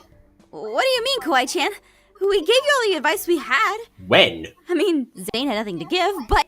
Hey! Yeah, exactly. Why was he here? It's just Kawaii-chan is really nervous. What if Kawaii-chan mentions Reese? Reese. A guy Kawaii-chan has liked. Really awesome guy. Has liked. Very pink. Wow. But Very pink. only recently has Wow, okay. Kawaii-chan gotten over him. Yeah, off screen. Also, it is worth mentioning, because I started a new relationship recently. I mean, that's no secret, but during that conversation, particularly during like first dates and stuff, I was kind of weary not to mention like exes too soon. But then when we talked about like the nature of what we were looking for in a relationship and stuff, because we had like objective conversations about this, because you know we're mature people and that's what we do. I did actually just go ahead and mention, like, I didn't try and overstep or anything. I just shared the details that I needed to, and you know, wasn't but I like didn't overthink the idea of somebody mentioning like a previous crush or previous girlfriend or whatever. Just making sure that the conversation was genuine and honest. You know. I feel like that's almost inevitable when like first dates and stuff. Maybe. I mean, then again, this is the first time like I've probably like set up a date like this like before starting a relationship actually, because again, previous relationship that I had, we went on a couple of electronic dates, but that was after we started dating, so it was a little bit different. But yeah, I don't know. This Gotta time, go. yeah, this time made sure. Well, wait, which one? The previous one or the current one? What? Okay, yeah, because previous one, first date went really well actually. Second one, and that's the only other one that I actually had. I tried to I'd show her my favorite video of Aphmau's that I of like in the MyStreet series in general to try and get her back into it because she kind of stopped watching after season 2, episode 83 of Minecraft Diaries. Oddly enough, yeah, she was too sad and didn't want to continue forward watching more of Aphmau role plays. It's such a sad episode. It certainly is, yes. But I mean, definitely still worth watching because, good Christ. Anyway, but still, the point is I showed her my favorite episode to really sell the point across, and like none of the context was really there. Then all she said was that was a very sad episode, and that was it. So that kind of like killed the mood. So yeah, that didn't work. Current girlfriend, much better selection because of one I hadn't seen before. And if I did actually watch Aphmau on a couple of weeks ago with her on a date, and I started from the big move, which was a far better move. In fact, I would dare to venture. So yeah, if anything, if I mention previous relationships and stuff, partly is to reference the fact that I've learned from my mistakes. In the case of Kawaii-chan, the mistakes that she's made in the past include, essentially chloroforming the guy, trying to hug him to herself a little bit, and also indulging her worst enemy around him, even though she knew of her intentions. I don't even know anymore. Wasn't the worst thing, but definitely was not the best as far as she handled it. And let's be honest, there was probably some fan art involved in there as well. You never know. It was Kawaii-chan season 1. Pretty sure. Oh yeah, and kept her in her room very unconscious. Thank you, Ghosty. That's what I was getting at, stuff with the whole chloroform thing. Yeah. Like she actually, if people think that Kawaii-chan is not a strong character, because like I said before, like physically strong, A, she beat up Gareth and Lawrence in the big move by herself, and B, she carried up a fully grown man into her room by herself before Aphmau returned with her wallet. So she was actually not only strong, but also fast. Yeah. My first last relationship when I started and ended at age 14, her dad found out. Yeah, I actually also dated somebody once whose mum didn't like the idea of like her dating in general because she didn't trust boys. Fittingly And enough, I've been that girl. That was around the same time that Phoenix Drop High was coming out, which only made me hate Sylvana even more. Yay! It just made Aphmau more relatable for me because my mom made me break up with my boyfriend while I was watching Phoenix Drop High. What? Oh, there you go. Yeah, and you wonder why I hate Sylvana. Come on. Well, because like I like my mom, and I see a lot of my mom in Sylvana, so I'm like ever so slightly partial to that. Uh-huh. I see. Yeah, but I'm currently in trouble with my mom, so I have to go. Oh, right. What, just for mentioning her, or just because? No, because I need to fill out my financial aid forms that my dad refuses to do for me. So I have to go fill out my own financial aid forms that my dad's supposed to fill out using his information. Okay. Yeah. Well, hopefully you know all of it.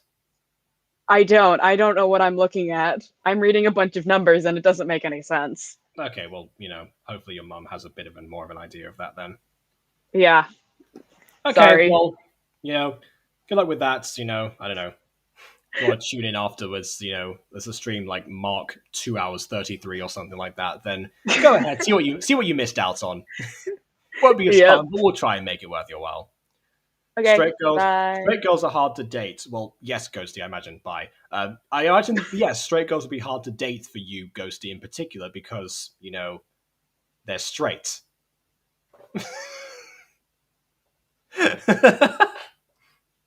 Oh, it hurts. Oh, okay, we're getting some subtitle Kawaii-chan. faces. Great. Come here. How do you even type those? I know you hide a lot of your feelings behind your cute demeanor.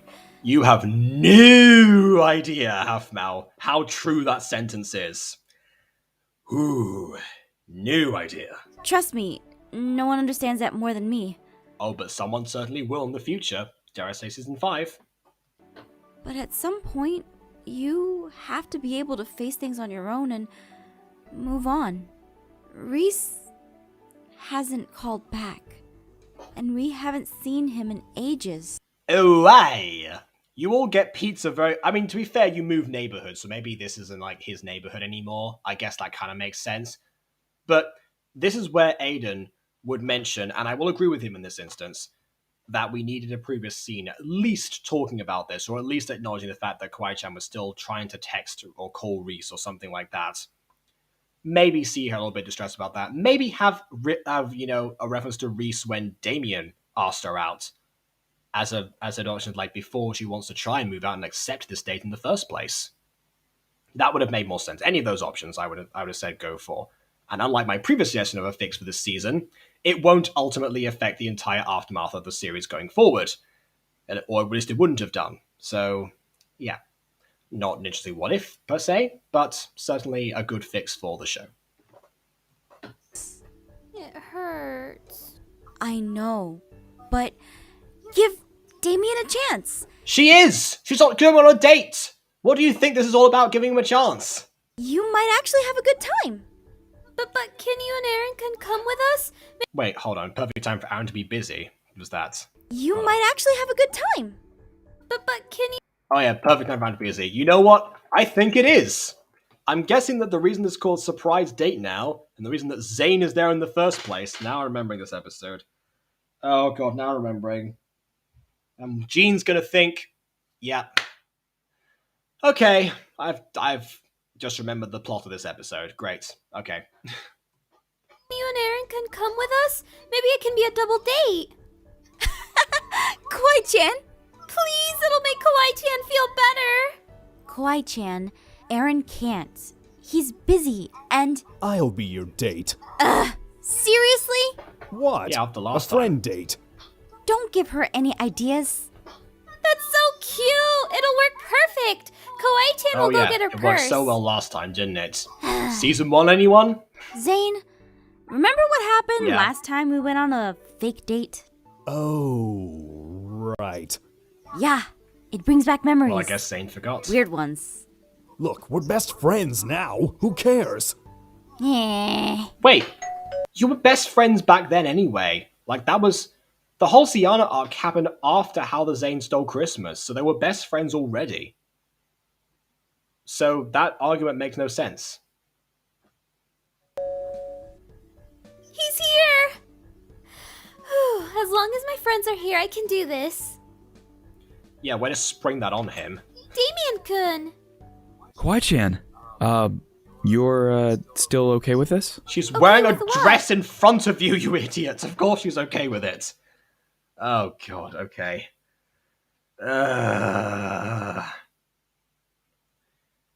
You know what? As a way to as a way to make Afmal seem a bit more relevant now to me, at least. Even watching 5 years later, there's still something. First date with current girlfriend, who's wearing a red dress. But yeah, I know. Just thought I'd mention that. So simply that it hurts. Eh. The date and everything, because even now I have to pinch myself to remind me that I'm not dreaming. And Yeah, present in front of a red dress and pinch myself that I wasn't dreaming, and really making sure that she was okay with it. That was me. Damien is me in this instance. Yeah, what again? It's been 5 years, but still, every time you watch the series back, there's something else that's happening in your life that makes something else stand out to you. That's part of what I love about the show. So yeah, Damien is me now. Hi, me. What a nice, yeah. Like how we did our hair today, or 5 years ago. It's fine. Is it okay if it's a double date? Of course, absolutely. Because, I figured it would be kind of awkward with just the two of us anyway, so... Liar. You didn't think it would be awkward. You knew what you wanted to get into. I'm okay with that. Perfect. By which I mean alone time with Kawaii-chan, nothing else. That's not what I meant. Aphmau Senpai and Zane-kun are going to be joining us. Awesome. Wait, aren't they... Are those flowers? Don't change the Yes, subject! they are flowers. He's gonna think they're actually...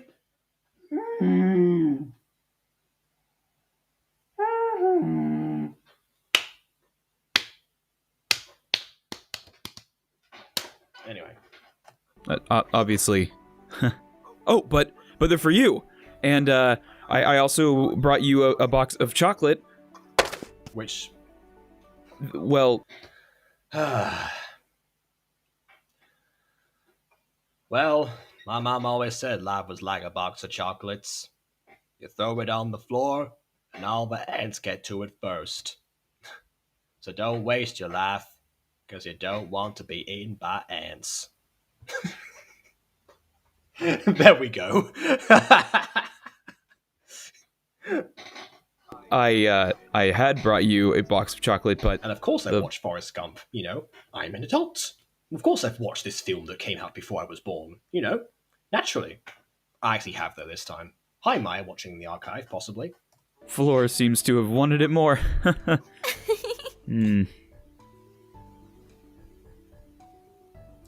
I will say this is adorably dorky. Just throwing that out there.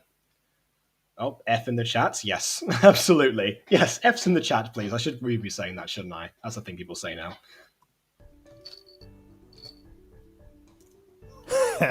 What a loser. Can't even keep his cool. Zane! Not your It's brother. true. No, That was rude to say. It's not like you could do any better. Heck, you can't even get another friend, let alone a date. Again, The difference is I don't want a date or a friend. Besides, if I wanted to be entertaining during a date, then I could be. I've done business meetings before. I know how to swoon people over if I need to. So Zane has flirted his way into business before. Let it that be remembered.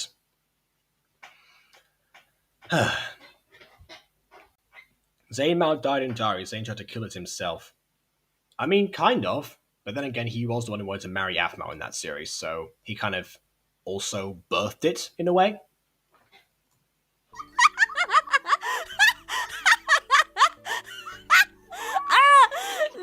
Zane! Swoon someone! Oh, that'll be the day. Hey! You find me charming! Sometimes I just feel bad for you. Oh, Christ. Is this a challenge, Missy? There's no challenge. If you ever met someone you actually liked, you'd be just as nervous as Damien.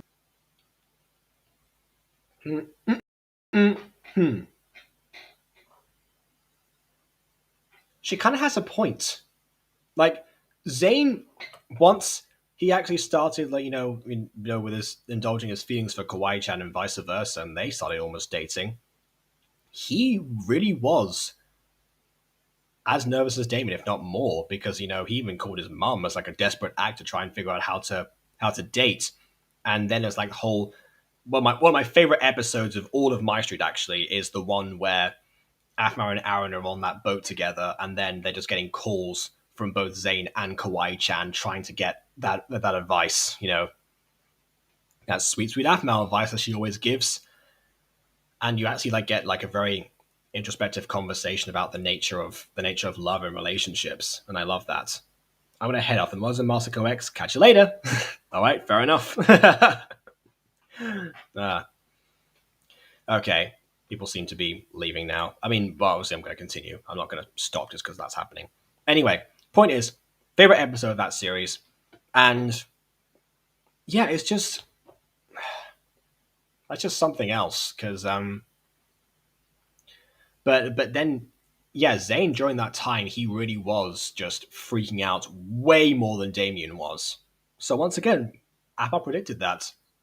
I'm gonna look more closely now at Zane's date with Kawaii-chan actually during that time, and then actually see if there's any like repetitions because Ghosty actually, fun fact, go to Ghosty's channel after this stream ends, or like just during it or something, like open up a different tab and watch the video. It's only a few seconds long, but basically she did a video where she found out that one of the lines that Zane says during Starlight, and well, one of the ones that Gareth says just before that actually, are both almost directly transcribed from the finale of Minecraft Diaries season 1. Like there's obviously a lot of different context because one of them's playing volleyball, one of them's is a battle to the death in the Irene dimension, bit different. But yeah,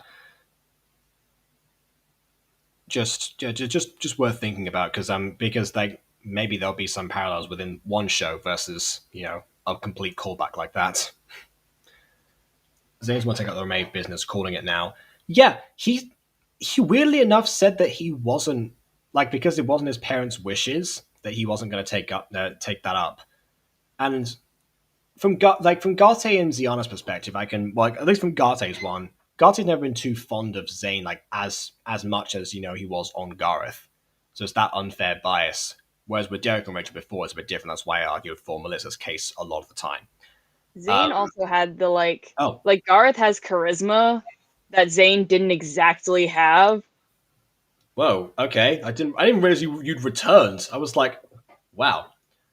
My dad's at the bar, so he can't help me. And my mom said, I'm not looking at your father's taxes. Okay. So I'm screwed. But when so I thought November 30th, but I don't see my dad for at least another like week and a half because of Thanksgiving. I see. So I thought, well, if it's already going down, I'm just gonna let it sink. I mean, yes, it's not your fault. Yeah, that's the thing. Well, it is kind of my fault. I didn't sit I didn't sit my dad down and do it, like force him to sit down and stuff. Didn't have much opportunity to because he's never home. Well, gotta love parents who party. That should be a Reddit subreddit actually, like r/parents who party. I can see that now actually. Hold up, I'm gonna Google that.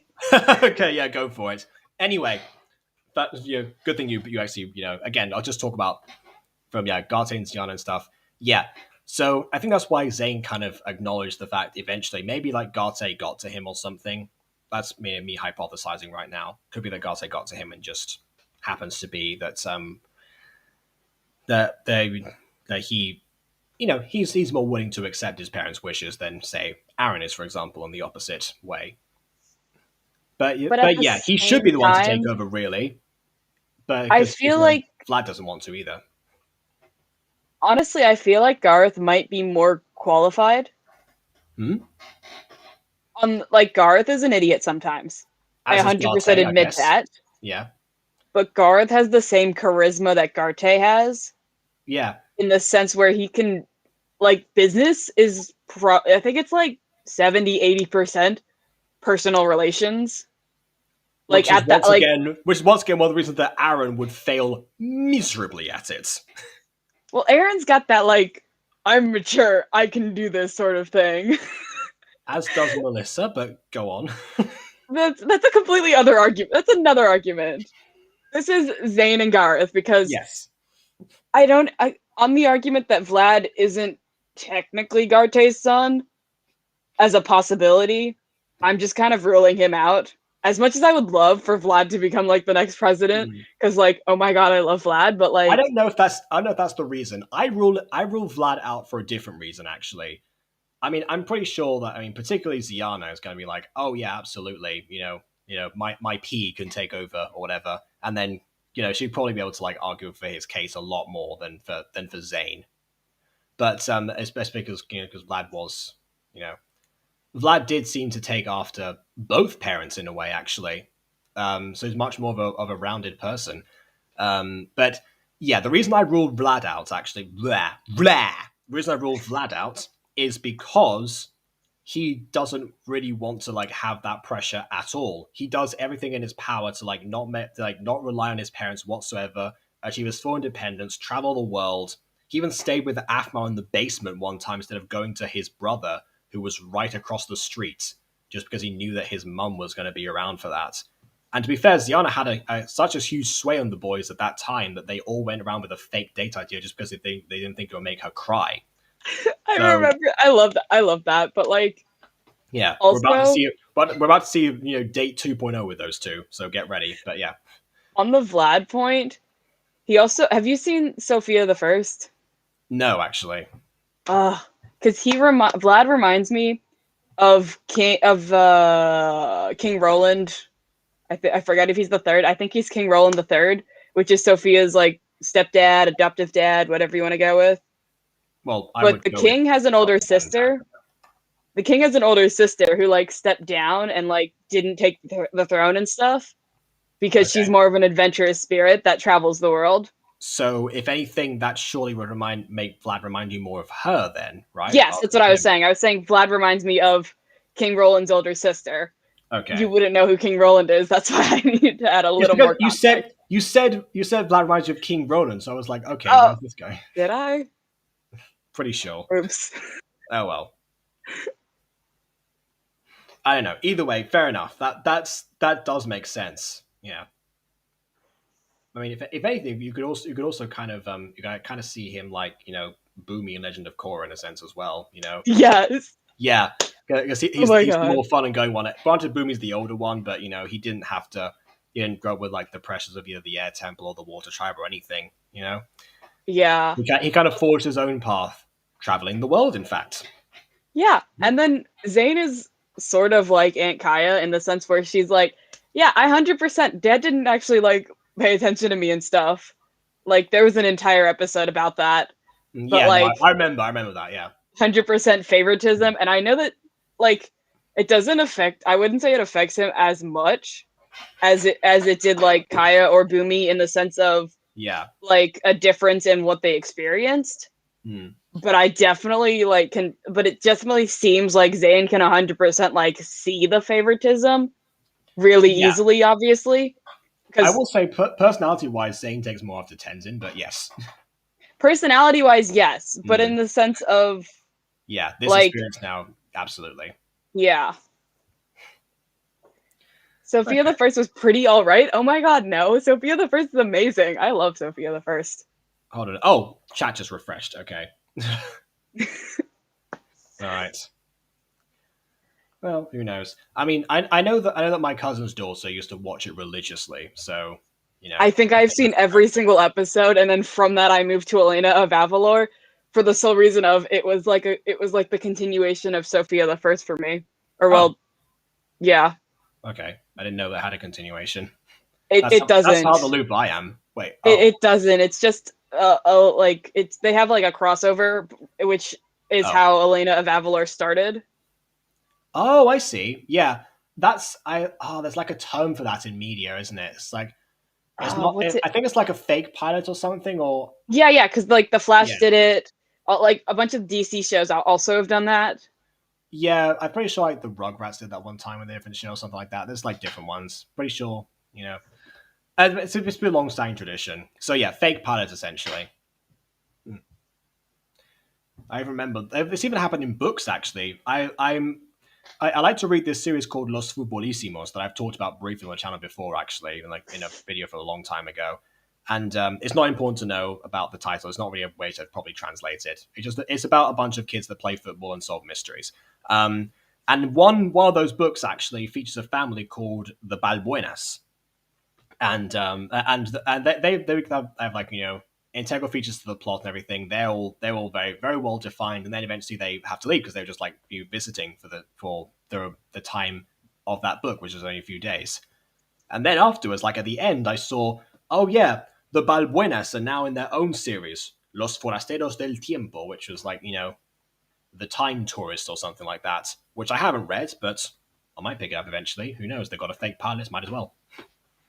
Yeah, I think I'm not certain if it went both ways, but I know that Annabeth was like quote unquote featured at the end of like the Magnus Chase book, the first Well, one, and I that makes perfect sense, because they're cousins. Even I know yeah, that. yeah, that's why I was gonna say because I'm also, but I don't remember if at the very end of the shoot, what was the name of the book? The last book in the series, like the Heroes of Olympus. I don't remember if at the end it mentions Magnus Chase because that was because Magnus Chase basically like was sort of like the very next book that came out. I don't think it Sort of did. hip hop. I read Heroes of Olympus. I don't think there's any mention of Magnus Chase at all or anything like that. I don't think it mentioned him by name, but I think it said Annabeth was going to Boston. Oh, that might have been a thing. Yeah. I think it's. I don't remember if it said that Annabeth was coming to Boston in the end of Magnus Chase, the first book, or if it said that Annabeth was going to Boston in the last book of the Heroes of Olympus. Because I know that they mentioned that, and that was like that was like the first confirmation of Annabeth and Magnus Chase are cousins. All right. Well, yeah. I mean, I don't know. I guess that I don't know if that counts as a fake pilot. That's more of that's more of just like establishing connected universe because it's not like because if anything, Annabeth's appearance is entirely in the Magnus Chase one in that instance, and also going to Boston is like the only vague mention. I wouldn't count that. I count that as more like, oh wait, no, I can't give that example of what happens in Fallen Angels because you haven't got there yet.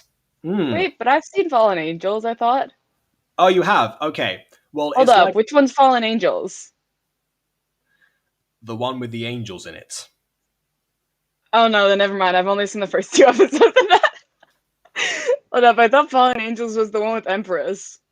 No. No, that's Through Her Eyes. Yeah. No, Fallen Angels is the one that Aiden does. They're both. I thought they were both by Aiden. No, Oops. Through Her Eyes is by me. Oh my god. But hold up, was Aiden involved with Through Her Eyes? He voiced the main character, so yes. Right. I don't know. There was some association there between Aiden and Through Her Eyes. He also edited a few scenes and was the co-writer and the one who pitched the idea to me, but yeah. Yes, 100% it is, Ghosty. It is High School for Nobility done right. Okay. I love Sophia the First. Also, Ghost Kitty says, I was going to say the next Ghost Girl episode and the next Ghost Girl Met the Amusing Girl are both nearly done. Yeah, what episode are you up to on that, actually? Because it's been a while. You might be approaching the end of Maya's time on the show, actually. You might be approaching the part where I talked about the trivia before, of the laugh that I had to do superimposed as pop. Episode 4? Yeah. It has been a while since she's done one of those reaction things. I totally involved background guys like Adam, Felicity, and me in the next episode of Ghost Girl. Oh yes, so see, Adam from Fallen Angels making an appearance. Yeah. Anyway, I was going to give an example. You say Felicity, and I think Felicity smokes. So who are you talking about? I don't know. Well, Felicity. No, Felicity is from Running with You, actually. Is she the redhead? But no, she's the mother. Okay, because I'm like, I only remember one like female. It would be that or the sister. Yeah, no, that's fair. I used to think the sister was called Felicity, but no, the sister's Marie and the mother's Felicity. I always get the names mixed up. But yeah, I don't know. Well, Nicole's the memorable one, so that makes sense. And yet I still can't remember her name. I guess, yeah. There was that whole thing about the fact that Jackson thought that that she was a boy, and it's because she went by Nick at the time and had short hair. Yeah, I couldn't remember. I was thinking for some reason I thought her name was Alex. Same principle would apply in that case. Yeah, because I only remembered the like boy to girl sort of thing. Like it's when you're little you got short hair for the most part anyway, and then I've met you before and I didn't even realize sort of thing. Yeah, pretty much. That's what we're kind of going for that. Okay, so anyway, I was going to give an example of like, a comparison with like the whole Annabeth showing up in Magnus Chase thing from Fallen Angels. But if you haven't seen that far in the show or in Music Girl Season 2, then you won't get the reference, so there's no point in me going into that. So let's just keep going with the episode. Oh, happened. Okay, I seem to have lit the floor on fire. That magic trick. But Magic! As Aphmau said, if you want to woo a girl, apparently the solution is magic. Because magic. If anyone hasn't seen, watch the Aphmau videos on pickup lines. The 2018 or 2017 videos where she reacts to pickup lines, particularly ones from her cast. They are hilarious, and you will quote everything they say. that was not my intent. And if you seriously don't want to go on a date with me, you don't have to. Okay, I wasn't this nervous on my date with Monet. That was, there's a little bit, Damon's going a bit more over the top than that, you know. I think I played a little bit more cool than that. But honestly, only just slightly. Let's just go already. Aphmau, Zane! Oh, you're at the episode 5. Okay, you went past episode 4 already. Okay, then you are past that point. Oh, you get Emma's debut. Let's go! I've got Rosetta Fancy Restaurant. Coming! I will show you I can be charming when I want to be. You just slammed a door in my face. Very rude. I did it because... What? Are you... It's like Minecraft version of like, no, don't move. Like, cornering someone and like, oh my god. Ah, yes, the healthiest thing to do. Of course. Yeah. But it's like, oh my god. Like, Zane Mao, like, oh my gosh. Well, I think Ghosty said it best when she said... Oh, wait, no, you weren't there for this part. Ghosty said that Zane killed Zane Mao himself in MCD. To which I replied, he also started it by asking to marry Aphmau in the first place, but still. But like, oh my god. Madam. So wait, you slammed the door in my face just to open it up and be charming? See, it's not like a cornering thing because he's being a dork about it.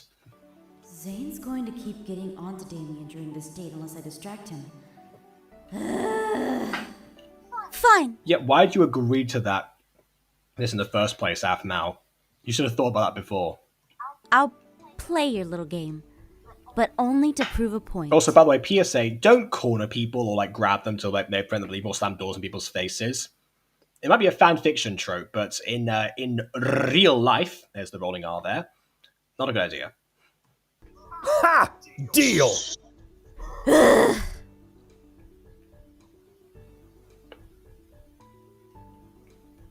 Oh, you are Pokemon Go episode 5, yeah. I've been waiting for that. Wow, Kawaii-chan, this place is really fancy. How did you get tickets to this place? Well, Travis-kun gave them to Kawaii-chan when Caitlin had said no to going out to eat with him. She said she'd rather just order pizza. Oh, come on, Caitlin. You're destroying my ship now? How could you? So she rejected him on a date. No, they just go out to places as friends now. Yes, subtitle person. I approve. Yes. That's so awesome. I'm pretty sure that Aphmau writes these herself, so I guess in a way, she knew where she was going. That seems like so They're much really work. cool like that. Yeah, to be fair, I've been meaning to do that for the musical for years, actually, especially season 1, but I just never got around to it. Torture. Why are you torturing yourself? Then again, I can just copy and paste the script on there. I don't know why I haven't done that yet, actually. I really don't.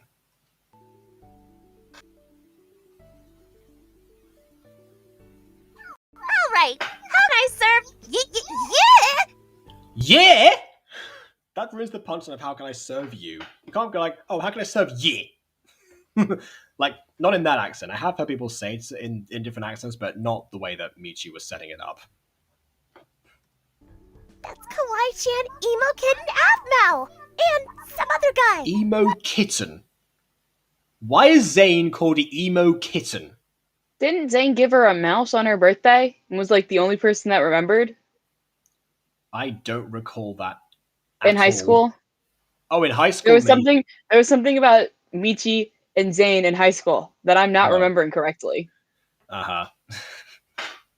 It's like a suitable present for a Mifwa, because, you know, there's a whole thing of like, oh yeah, Mifwa aren't cats, but How's that? Is that a suitable present for them? Maybe they are. I don't know. They land on their feet all the time, and they have sabers. Well, aren't they like? What are you doing here?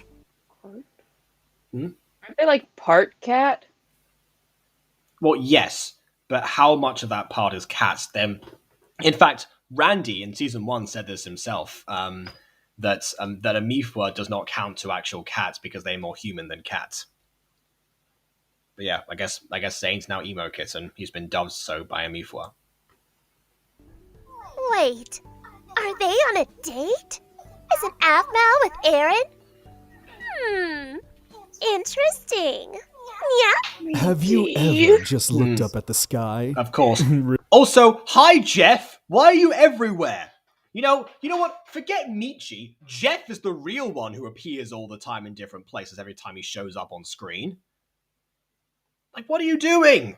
Why are you always here? And how do you not recognize the people? You knew them in high school. At least reference them. I don't know. Riveting, is it not? Very. Sometimes it's hard to imagine we're in this grand universe at all. I missed the clip of that conversation. Hold on, I'm going to go back. Oh, the sky. Okay, fair enough. Just looked up at the sky? Riveting, is it not? Very. Sometimes it's hard to imagine we're in this grand universe at all. Deep darkness. You know, maybe deep, dark-haired, and blue-eyed. Maybe Kwaitan has a type after all. Wow. Damien, that was so deep. Deep like Aphmau's eyes. Zane, darling, can I see you for a second? Of course.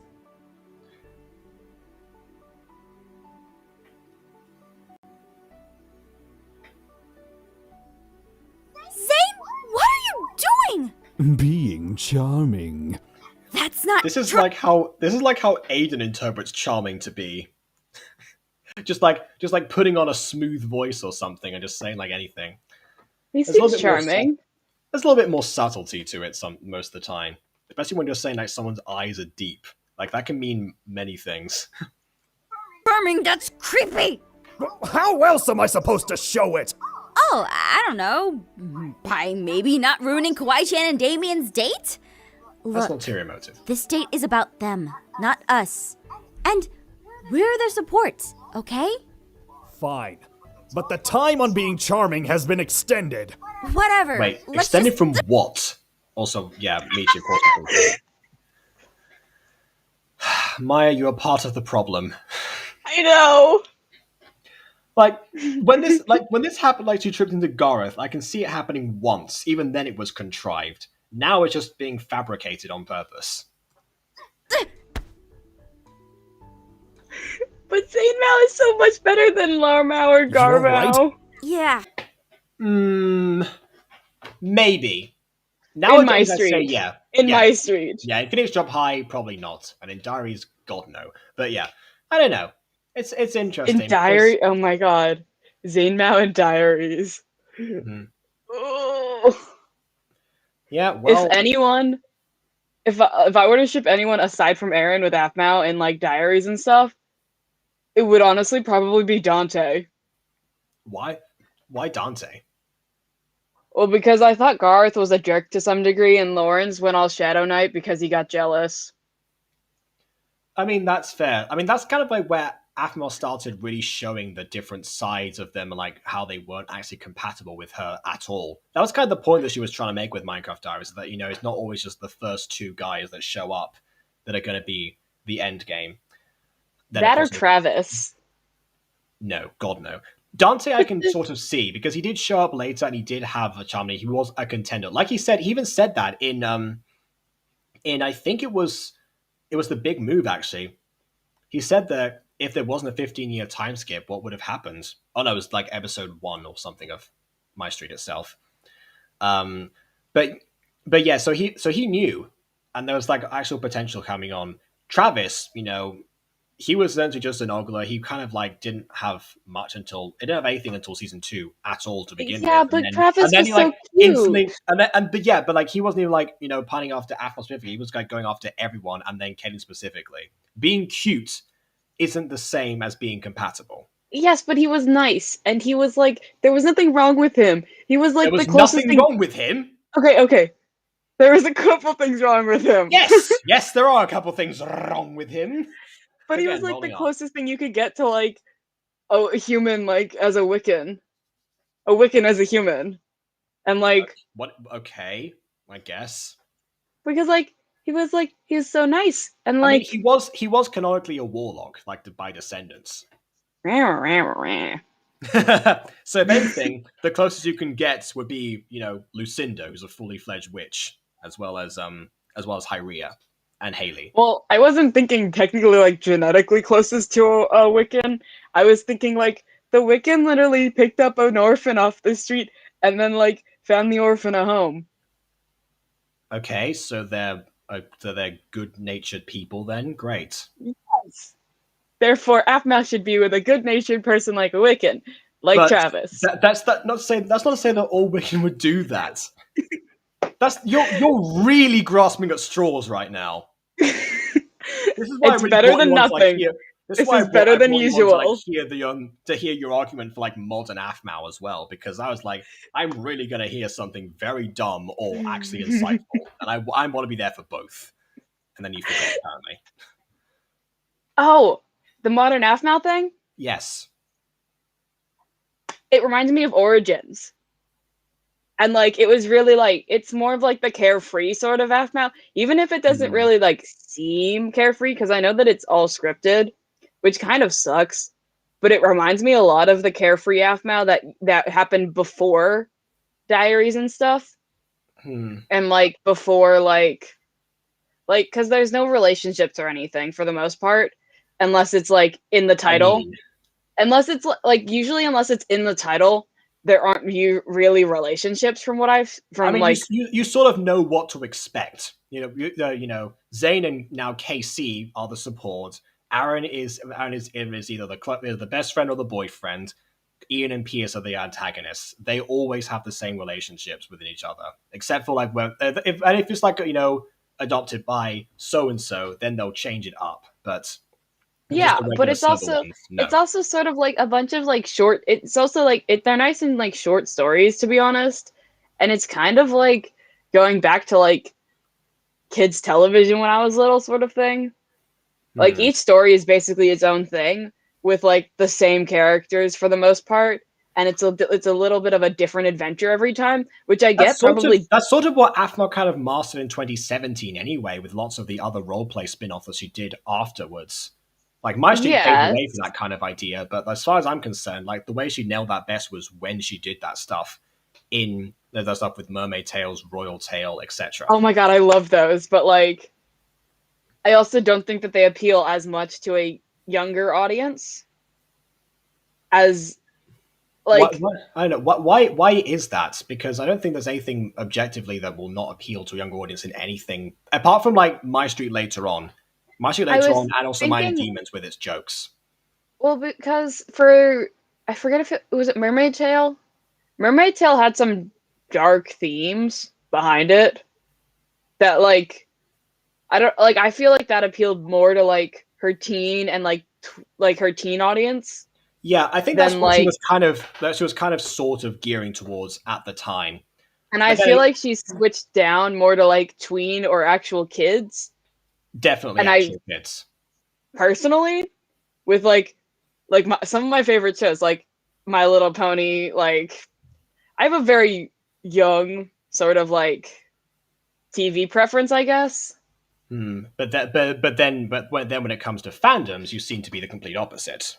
Well, yes, because if I'm going into a fandom, I'm going into a fandom with a specific purpose. If I'm going into a fandom, it's with that one specific purpose for the most part. Okay. And that's like, oh my god, I wish these two people got together. I don't do that kind of like. I've done that with probably like 3-4 shows tops,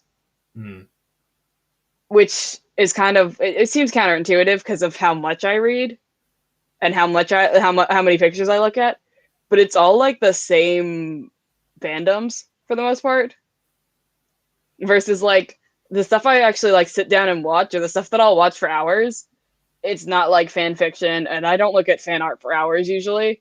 I will read fan fiction for hours, but that's just because I want to finish the story. And some of these stories are like hundreds of thousands of words long because I like the actual story part. Yeah. Like it's basically like really, really, really long what ifs. Mm-hmm. Because, like, I don't know, I love that kind of thing. But, like, I'll sit down and watch, like, My Little Ponies for hours or Sophia the First. Like, I'm going into college next year and I'm watching, like, kids' television shows, and that's probably, like, half the reason AFMAO also appeals to me, because it appeals to more of the childish side, while still, like, oh, these characters, I've known them for, like, years now. They're, like, not, quote-unquote, not childish. I don't know if that makes sense. Yeah. But I also think the same thing of My Little Ponies. I think I should have brought you on for a couple of streams before when we were talking about the episode about going viral, because we were making some poignant points there, and that's why we all discussed, you actually joining this in the first place. Because everything that you say does actually make sense. That does offer a different perspective. I still think that as far as advancing and going forward, like it's nothing remotely close to being as memorable. Like I don't think I was going to be doing like a 5 years later analysis of Adopted by a Dragon in Minecraft in some time. It's definitely not her old stuff. And also, but I also feel and also, like it'll appeal to a larger audience to some degree, on the sense of I don't know necessarily, like the thing about that is it's achieved a larger audience for the most part. Although then again, AFMAO's current number count, if she went back to MyStreet and stuff, more people stick around for that, just because that's how that works.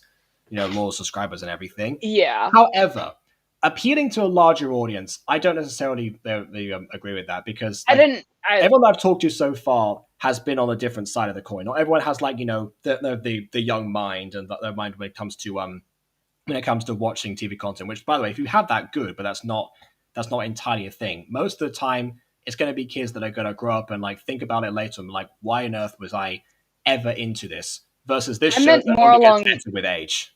More along the lines of like people watch people like oh shoot, what the hell is his name? The guy with a lot of money that just throws a lot of money at basically everything and does challenges Mr. and stuff. Beast. Yes, that guy.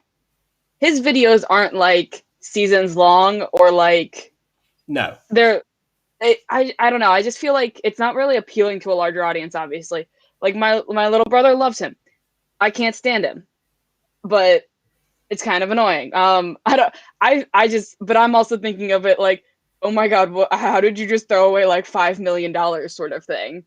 When I think of something appealing to a large audience, I think of versus like, the YouTube formula will garner you different audiences. I'm not saying that might appeal to them. If more people were exposed to MyStreet the same way they have been to AFMAO's kids content, if that was how the algorithm had worked, I generally think that they would have stuck around more, and it would have become even more successful than any of this other stuff that used to be her secondary content in the first place, and for good reason.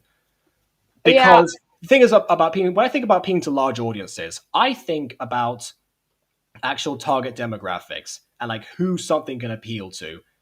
If you're watching without the mindset that you have, or without the mindset that the other kids would have, and the other, in that mind, then if you don't have that, if not wired that way, then there's nothing to that. Versus this, which like anyone from any age, demographic, anything like that, of any experience of life can come back to, they can watch over and over again, get different experience every single time, or watch just once and find something relatable and entertaining or something surrounding it. And that's why I think it's so important to celebrate. And that's why I started this stream series in the first place. I 100% agree with you on that. I think I chose my words wrong on that one point. Oh, okay. I felt like she had a larger audience, not appealed to a larger audience. I don't know. I was kind of thinking, because people will sit still for like a 20-minute video more often than they'll be likely to, oh, it's another episode of this, and you have to keep up and you have to watch everyone consecutively, sort of thing. Yeah. Instead of like, however, oh, that's a cool title. Yeah. However, consider your inclination to join certain fandoms, the hours that you'll spend reading fan fictions, enjoying the stories, the however long you would have the fan arts, the constant returning to something engagement just because you want to, not because you feel like you're obligated to finish a story. That's why I think if it clicks, yes, 100%. Yeah. I don't think that every show clicks for people. That's why I feel like that's having mini shows. Yeah, I think AFMAO's numbers are better than they've ever been before, but her fandom has definitely declined. You know, the The Aphmau fan, 'cause podcast it's hard to stopped. create a Wiki, fandom. no one been updated. Yeah. It's kind of hard to create a fandom without content. But that's the thing though. She had the fandom. That's the point. The fandom was already created. I mean, I should know for The crying out fandom loud. was My declining. contributions there have been, noted by people. The fandom was declining, and quite a bit from what I remember. Like, people would come back if there was like episode 1, if there's like season 8 or something, people would come back for episode 1, but people would drop off consistently, and by episode 3 we'd probably I don't think this is like exact or whatever, but I remember people like in like the fandom, like the Discord server at least, with like I think it's a couple thousand, maybe 10,000s of people. I don't really remember exact. At the time, it would have been a couple of thousand. I think now they've gone up to 5 or something. But yeah. Yeah. Either way. But that was declining sharply. And like the talk about actual Aphmau content, at least like 2 other like aside from like the Wikia, that was like the only place I could actually find Aphmau content or chat about it, to be honest. Mm-hmm. Yeah, well, I mean that's kind of why I went there actually at some point. Which kind of sucks because when I like joined the like ACD, which is like the Aphmau community Discord, that's what we call it. When I joined that, 90% of the content was about Aphmau. I mean, now it's probably more like 50 or something. Yeah, I'm still in the ACD, and like that's the thing. Like if she had like that dying fandom, because you said before fandoms were created from content. What was happening around that time was that she rushed the ending of Phoenix Drop Days, had several cliffhangers to shows just because she thought that there was going to be waning interest, even though it was still being kept up. And either way, just don't like adhere to the whole 1,000 true fans ideology. Because that's the idea that basically if you have 1,000 true fans that are going to carry on with you like all this time, if they're going to join your Discord server, they're going to buy all of your merch, going to watch all of your videos and everything, you're basically set for life. So if anything, like Aphmau didn't even need to grow all that much just to compensate for that. She didn't need to focus just on the numbers. That's why kind of like the viral line hits differently now in that episode for me, is because somewhere along that time, within those 5 years, she gradually lost that path and lost that philosophy from herself. I feel like she might have actually needed to get her numbers up because she's basically a solo income. Like, she's the sole income in that household, technically, because I'm pretty sure Jason doesn't have a job. Like, Jason works for her. I mean, yes, that actually, Aphmau has mentioned that Jason and her, they both own the channel together. In fact, they always did. I just meant that didn't Jason, when they started, Jason had another job. Jason worked with computers or something, I'm pretty sure. Like, he had another job, which is also like, I'm pretty sure that's also why he had some experience coming into this. That does sort of make sense, especially considering all the coding that he did. Yeah. Yeah, I think he had another job when they started this and everything, and then he quit his job and like it became like full time and stuff with Aphmau, and then so they're basically running this entirely off of one income from YouTube. Okay, so let's just rephrase that and say 2,000 true fans. Again, I still think that by that point, that would most likely have been achieved. And I don't know. I'm just thinking, as long as you're actually like refreshing that, still like making the content that you yourself actually enjoy. The thing also that Aphmau, the other argument that she made first for her new content was to do with stress.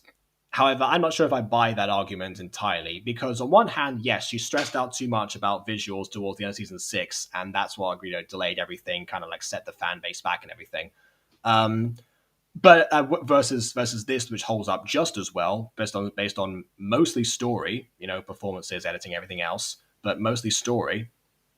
Where she didn't actually have to make that leap. It's what a lot of gacha tubers actually fall into the trap of doing today, actually focusing too much on visuals and not actually worrying about the content itself and actually making something people are going to enjoy. But yeah, the thing is that if she was talking about like the stress and like, oh yeah, she does like hop on a server and hang out, she has to think of a different idea every single day, change up the server, get the coding for it, find a way to frame it, make an interesting story around it, script it, and that has to go out all the time. MyStreet was a thing for I think every 3 days at least to give herself preparation, and she had SciCon that was easier to make to compensate for that for daily uploads.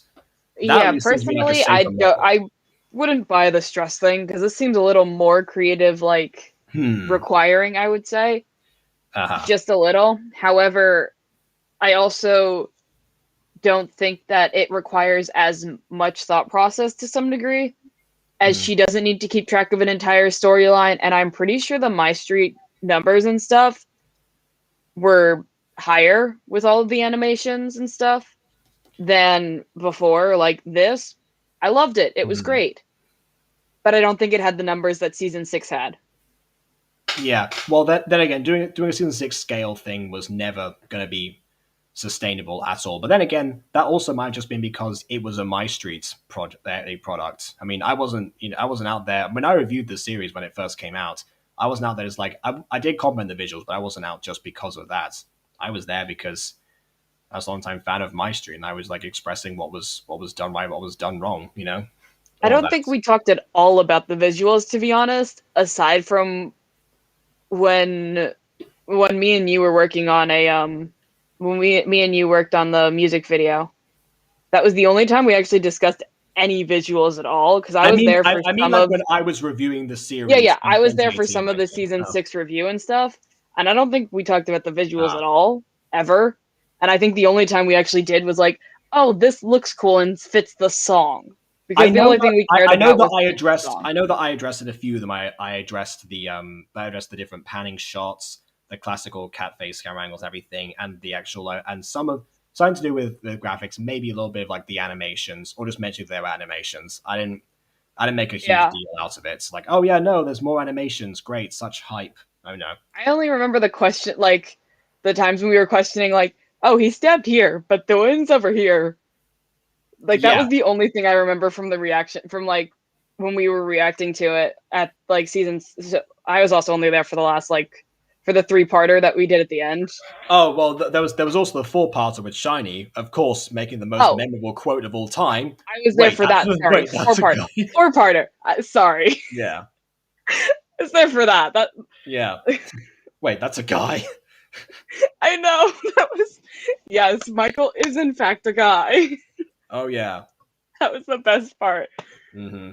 Like, and the fact that Shiny hadn't seen any of MyStreet beforehand, and we're just like, here, we're gonna throw in like the season finale, which is like the permanent season finale at this point, like the show finale, I guess. Yeah, I mean, Apple did announce that MyStreet's going to come back on Aphmau Stories at some point, but who knows? Then again, if you want to get your numbers up, don't put the thing that you want to get the numbers on your second channel, which hasn't been updated for a long time. I know, right? Like, incidentally, Ghost Kitty said, "Who remembers Dreams of Astora?" Good example. Secondary channel, views decline instantly. Didn't finish. Yeah, I think I watched like 2/3 of it, maybe the whole thing, because I don't remember it ending, and you just said it didn't end, so I might have actually finished it. Yeah. At some point, I should just go back and watch that all the way through. Who knows? I kind of want to know. Maybe I should go through and review some other like recorded, like not streamed, but recorded like Aphmau reviews, like I used to do back in the day. Just like go through Mermaid Tales, Royal Tale, Dreams of Astora, Ultra Nova. Certainly, I want to. Oh my god, Royal Tales! I love that one, honestly. Like more than all the rest of them, I think. My favorite is Ultra Nova. My least favorite is Realm Royals, and by God, is there a lot to say about Realm Royals? Yeah. I don't even remember that. Good. Honestly, good. I wish she did more of the games again. The games were so much fun. Like, I watched the hide and seek, but like with all of there was a million of you. That's the thing. Like in those videos, she was either out of character or fully in character within the show, and either way, you get more personality with those people like reacting and improvising than you did with the scripted content in the modern Aphmau. So that's another thing. Yeah, or the try not to laugh videos when she the Sky Does Minecraft try not to laughs were kind of better, but like even the ones she did on her own channel were pretty good. Just like not Sky level, I guess. We've been referencing like the for like a long time. Like we know some of the good moments from Aphmau's Try Not to Laughs, absolutely. However, I will say the one content I think Aphmau really needs to bring back, other than MyStreet, obviously, the other bits of content. How about some Minecraft story time? Can we get more of the fat reindeer, Santa's origins? Yes. High school senpai and all that stuff. Yeah. Wait, wasn't that all based off of Midnight? Well, didn't that all start because of Midnight? Yes, because she was like, oh yeah, I remember the first episode was like, oh yeah, you guys all just seem to enjoy Midnight, but yeah, it kind of went off that. Then it became the fan fiction readings. That was kind of all in the same playlist. The fan fiction readings were I liked I don't know, I liked Aphmau Storytime better more actually. No, the story times, they always hold a special place for me, definitely. The fat reindeer, certainly. It's weird because the people have movies that they watch every Christmas.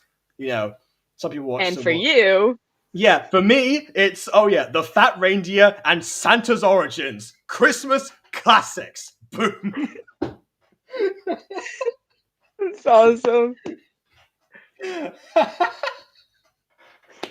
I know. Try and get your family to sit down and watch those with you. That's not going to work. Nah, I'm the one avoiding the Christmas movies. Yeah, bring back the fat reindeer. I want to see if Sky the reindeer can eat more than 17 a year. Yes. I don't know. That whole gang of people. That was so much fun while that was still happening. Oh yeah, definitely. Like Barney, yes. I don't know, Barney. Yeah. I think Barney is the only one. Barney was funny to me for this whole reason of it was Barney, but Whoa, silvers! And there's sometimes with the marbles. When you've got it on a plate, you know your days is gonna be great. Whoa, silvers! And the marbles. Yeah, genuinely, I watch this all the time. Yeah.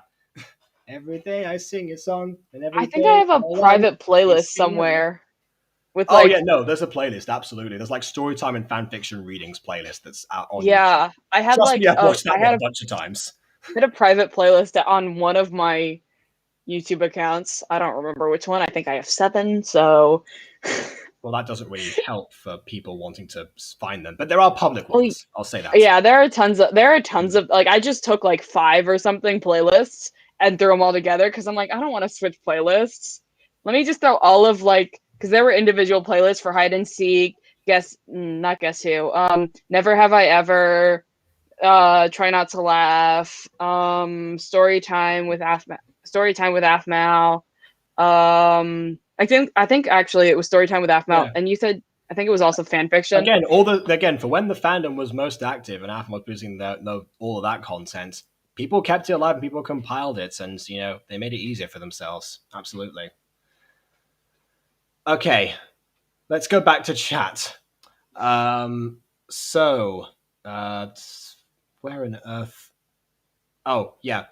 It means go episode 5. So yeah, Ghosty said, talking about consent over an open flame. I mean, yeah, okay. I forgot what that was in reference to now. I'm not going to say too much. Which is funny coincidence because the Ghost Girl episode, was episode 5, I said that before. Emo Kitten. Aphmau's eyes are shallow. Not a thought behind those eyes. I mean, I don't know about that, but yeah, they are shallow just by Minecraft skin definitions. Mean. So yeah, as far as it's because Zane before said something not as deep as Aphmau's eyes or something. I'm being charming.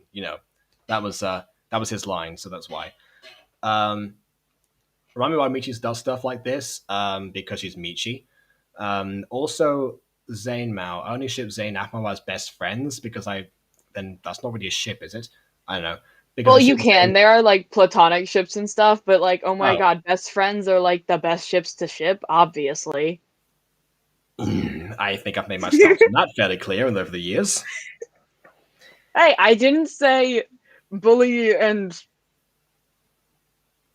victim. I don't know. No, that's true. That's true, and I've been talking to Moni about that one recently. That's still an ongoing debate.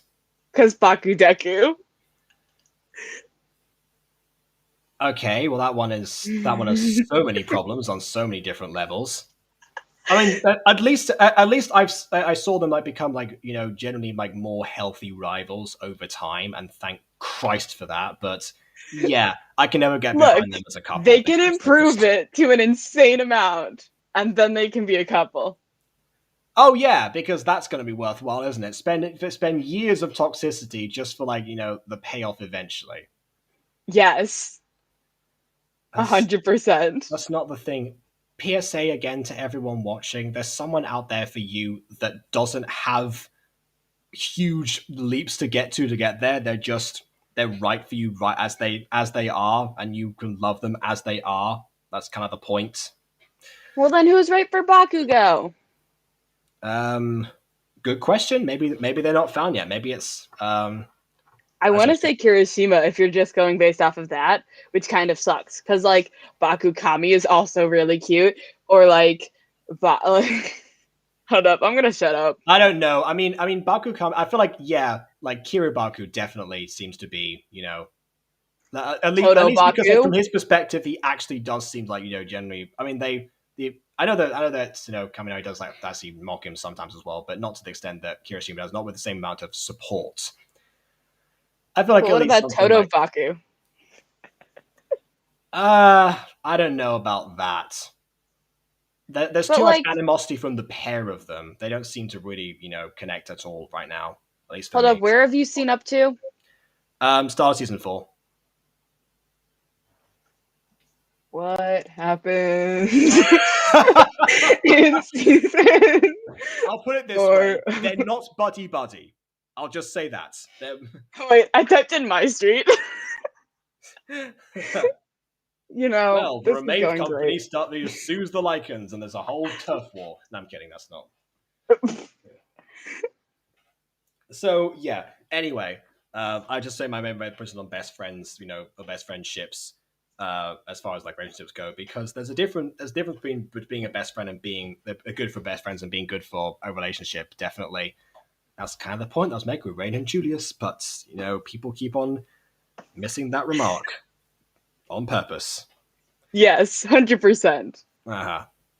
Also, but you've already seen the Hero License arc, and then like they had to like go together, and then like. But so they became friends and stuff, and like they're so cute. I don't know. I feel like they're like closer and stuff because like they both kind of had to struggle through that, like together. I guess. Yay! I don't know.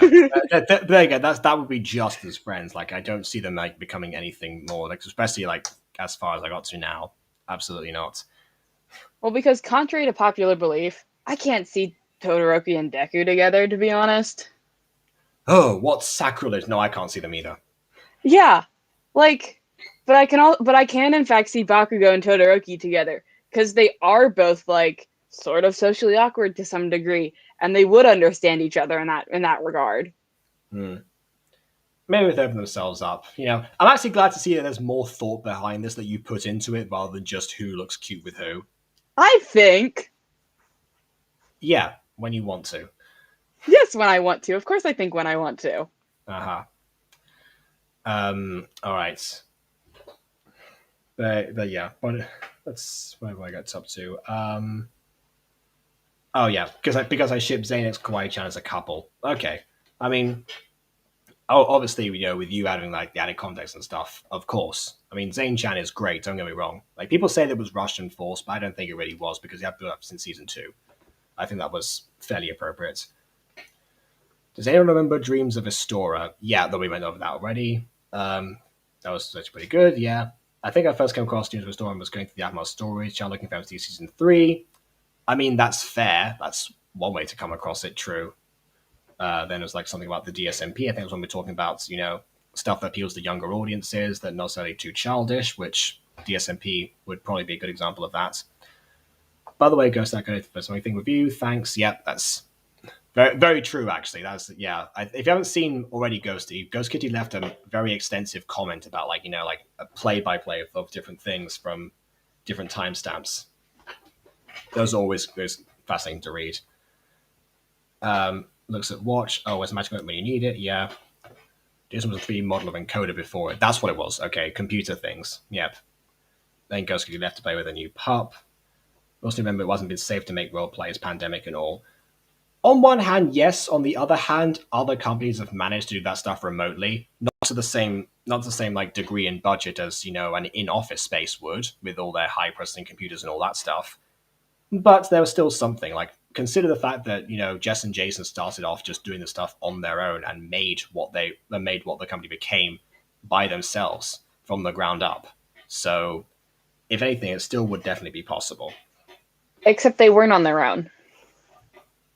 Oh well, they had Castor and Sachel to start off with, and then Sachel left, Castor still remained. Then voice actors kind of came in, but for the most part, it was just Jess and Jason using the Minecraft models themselves, like showing all the different characters and NPCs to begin with.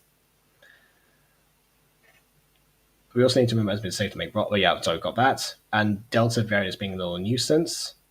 I'm not sure what that's in reference to. Imagine there's a third. Oh right. Oh sorry. Yeah, I just realized. Yeah. If there's a third variant next, so I'm not much enjoying another Quirintine. No. Oh, that's it. We got there. We got to the end of the chat. Okay. Final Back stretch. to the story at hand. Is Michi trying to murder me? I guess. I don't know. He's trying to break our hearts. Like, the fandom as a whole.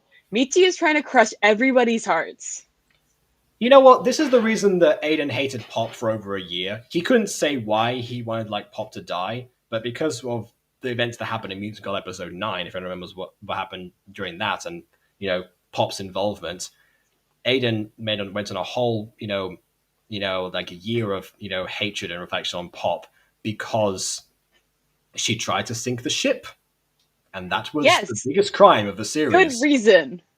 Forget all the stuff that was going on with Phoenix and all that. No, biggest crime, trying to sink the ship, unsuccessfully, mind you. But 100%. Except,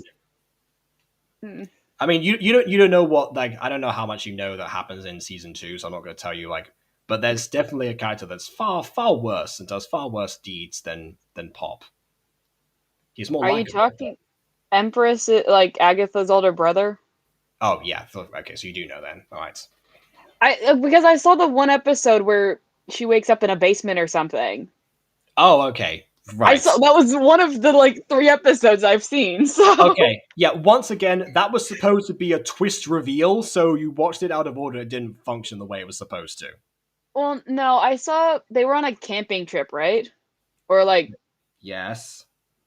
Yeah, I think I saw that because I started keeping up with the premieres for a little bit, but I remember seeing 3 episodes total. So camping trip, then police, then basement.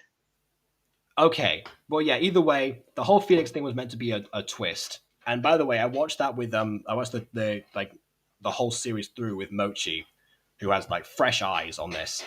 And the twist actually worked the way I intended it to, and I saw someone's actual live reaction to that. And I was like, yes, that's what I wanted the entire time. This was the whole point. So yeah, just so you know, you kind of torture people? Well, not quite. Honestly, actually, the idea of doing a twist actually was inspired also by Nasib. Because remember I said I used to watch a lot of gacha videos with Nasib, but most of them came from her channel and from Natasha's, particularly Nasib's, because then Natasha decided to not really post that much anymore. And at one point, Nasib had a series called Race.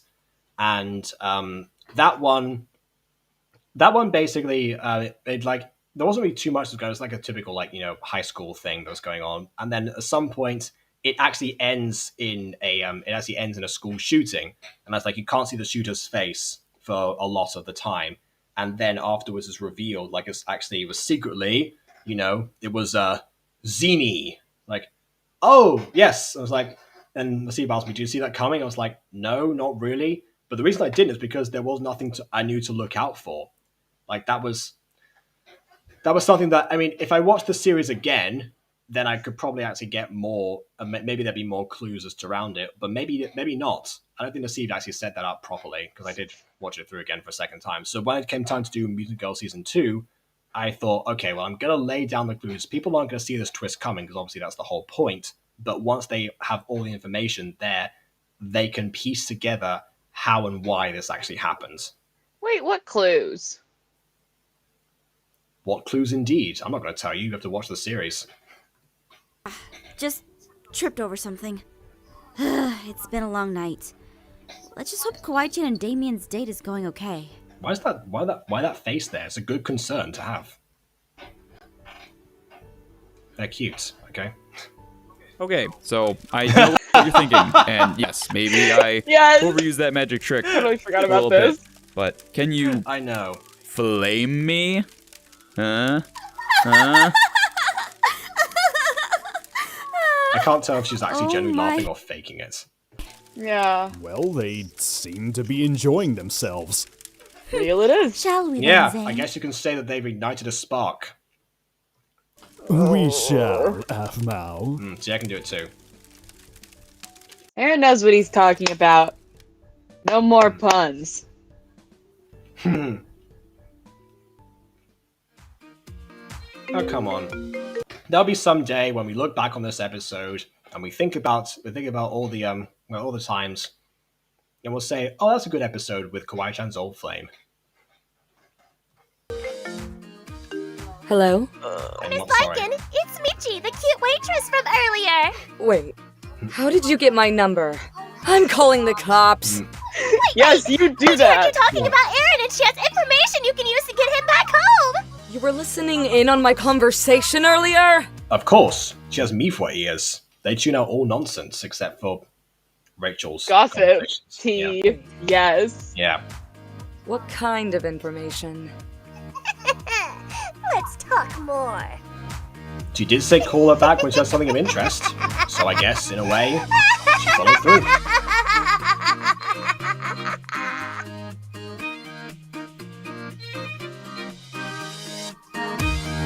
And I guess for some reason the end card was not sized properly this time. What happened? Oh here? wait, that's not your fault. That's like a okay. I was like, oh, okay. It zoomed out. He closed. He made his screen smaller or something. It doesn't normally look like this. Let's see if there's like an end screen thing that happens. Nope, it would have appeared by now because it's 20 seconds. So yeah, no. I guess not. Michi hears all. Indeed she does. Alright. That was our 2 hours and 45-minute dive into this episode of MyStreet. I feel like most of this actual stream was not to do with the actual episode, but it was still nonetheless interesting. So yeah, that was a fun one. So yeah, final thoughts on the episode, I guess. The date with Aphmau and Zane went far better than the one in season 1. At least now they've acknowledged the fact that that's something they don't want to go back to, and it was all just a challenge. I like the fact that they had actually something that they were going to do during that time. There's like a bit of a mini banter thing between them. What I did think was that Jean was going to show up or something, at least, That would have been much more dramatic. It would have been more dramatic, but definitely more predictable. So I like the fact that it actually also tied in with Michi and Melissa, basically. Like we're getting back into... Oh, did you forget her name again? No, it's Melissa. She's so cool. I want to be Melissa. Like, at this point in the series, is she that cool? Yes, she's like. No, I can't say that. I think I know what you're going to say. I think it starts with boss and ends with something else. I think that was kind of where you were going. No, I was doing. It starts with bad and it ends with bleep. Oh, okay. So, and like same idea. Yes, basically the exact same idea. Like, oh my god, she could do anything. Well, I mean, she seems like she can do anything. However, she's still being ordered around by her mother, with deadlines and everything, and also and also there's like in a desperate situation where she's being ignored and like just like by all of her family. She's a caring person who values her family. We don't see that yet. That's what I'm saying. At this point in the show, we don't see that aspect of her yet. That's why I'm kind of like. Well, why else would you stand for abuse at the age of like 20 or something? Yeah, well, I don't know if your parents have agents or something. Clearly, Aaron's got his reasons to Okay. keep lie. Yeah. Aaron's I think also like 5 times stronger than all those agents. that's true. Yeah, I think actually, I think Aaron's actually still sticking around like right now in season 3 and doing those calls with everyone is because he wants some sort of contact with his family after all this time. I think that's what they said basically. Well, yeah, because they did imply when he was like, "Yeah, we'll ever get like have like a family get together to like catch up and stuff." He Oh yeah, said, and it's "Yeah," like, oh as yeah, like if. that'll never happen. Yeah, I remember that. So again, that nice little clues towards the finale. Good to reintroduce the main plot and also have a little bit of an aside that's going on. That's kind of a good way to ease something back in. Maybe that's something to consider. If I ever do like an episodic show and I decide to like have some serialized elements, it might be good to actually sprinkle some of those in just through like the minor points. Because I would like to do at some point. I want to something that kind of like captures the energy and essence of the of MyStreet in the sense that you're just these wacky iconic characters that are doing their things and not necessarily all the time worrying about an immediate plot progression, but it still actually becomes relevant. I don't know. That's something that I've been like kind of thinking about for some time. If I could actually do that after analyzing the show for so many years, what could I bring forward or something, because I've learnt all the do's and don'ts by now, I think, at least. So yeah, who And then knows? there's always MyStreet what ifs. Ghosty Brownie loves it. Yeah, I tried those before. They didn't actually do that well on my channel. That's why kind of like when I was doing Dragon Ball what ifs, I said, oh yeah, I'm going to put this on a community channel, and that took off. But who knows? Maybe I'll go back and do and continue some of the ones that I did before, like what if Michi stole Christmas Part 4 or something, or what if Alphabet FC Early Part 3? I think I don't know, can't remember. How many parts of these are there? I think Michi Stole Christmas has 3 parts, and Aaron FC one has 2 or 3. I can't remember. Maybe do like, I don't know, like what, like maybe like do like continuations of like something. Like I want to see like what happens to the rest of oh shoot, what's it called? Not Mermaid Tales, Royal Tale. Of Royal Tale. See, another thing that I've been talking about actually. Ada and I have been discussing the idea because we found a gacha series called Lion Gate that continues that. Yeah, oh god, you've heard of this? No, you've been talking about it on other streams. Oh, okay, right, fine. I watch your streams pretty like. Okay, fine. All right. Because I'm just checking because I was like, oh no, don't tell me you're a fan of this show and I'm about to like rag on it again. No, yeah, because it's no, I never watched it. But we think of like doing like our own continuous, like possibly we've talked about some things that were lost on the potential of Phoenix Drop High season 3, for example. So something to do with that, harping back to a couple of theories that I had, all the way back in 2018, I think. I want to see more of Kai. Well, fair enough. I think he will still be around at that time. I can't remember if he was a senior or not. I thought he was a freshman. I don't. For some reason, I thought he was a freshman. I don't think he was. No. And yes, Ghosty, we all hate Lion Gates. I just use it as an example of something that exists, not something good that exists, but something that exists of that same idea. So I don't know. We might do a gacha fan series or something somewhere. Who knows?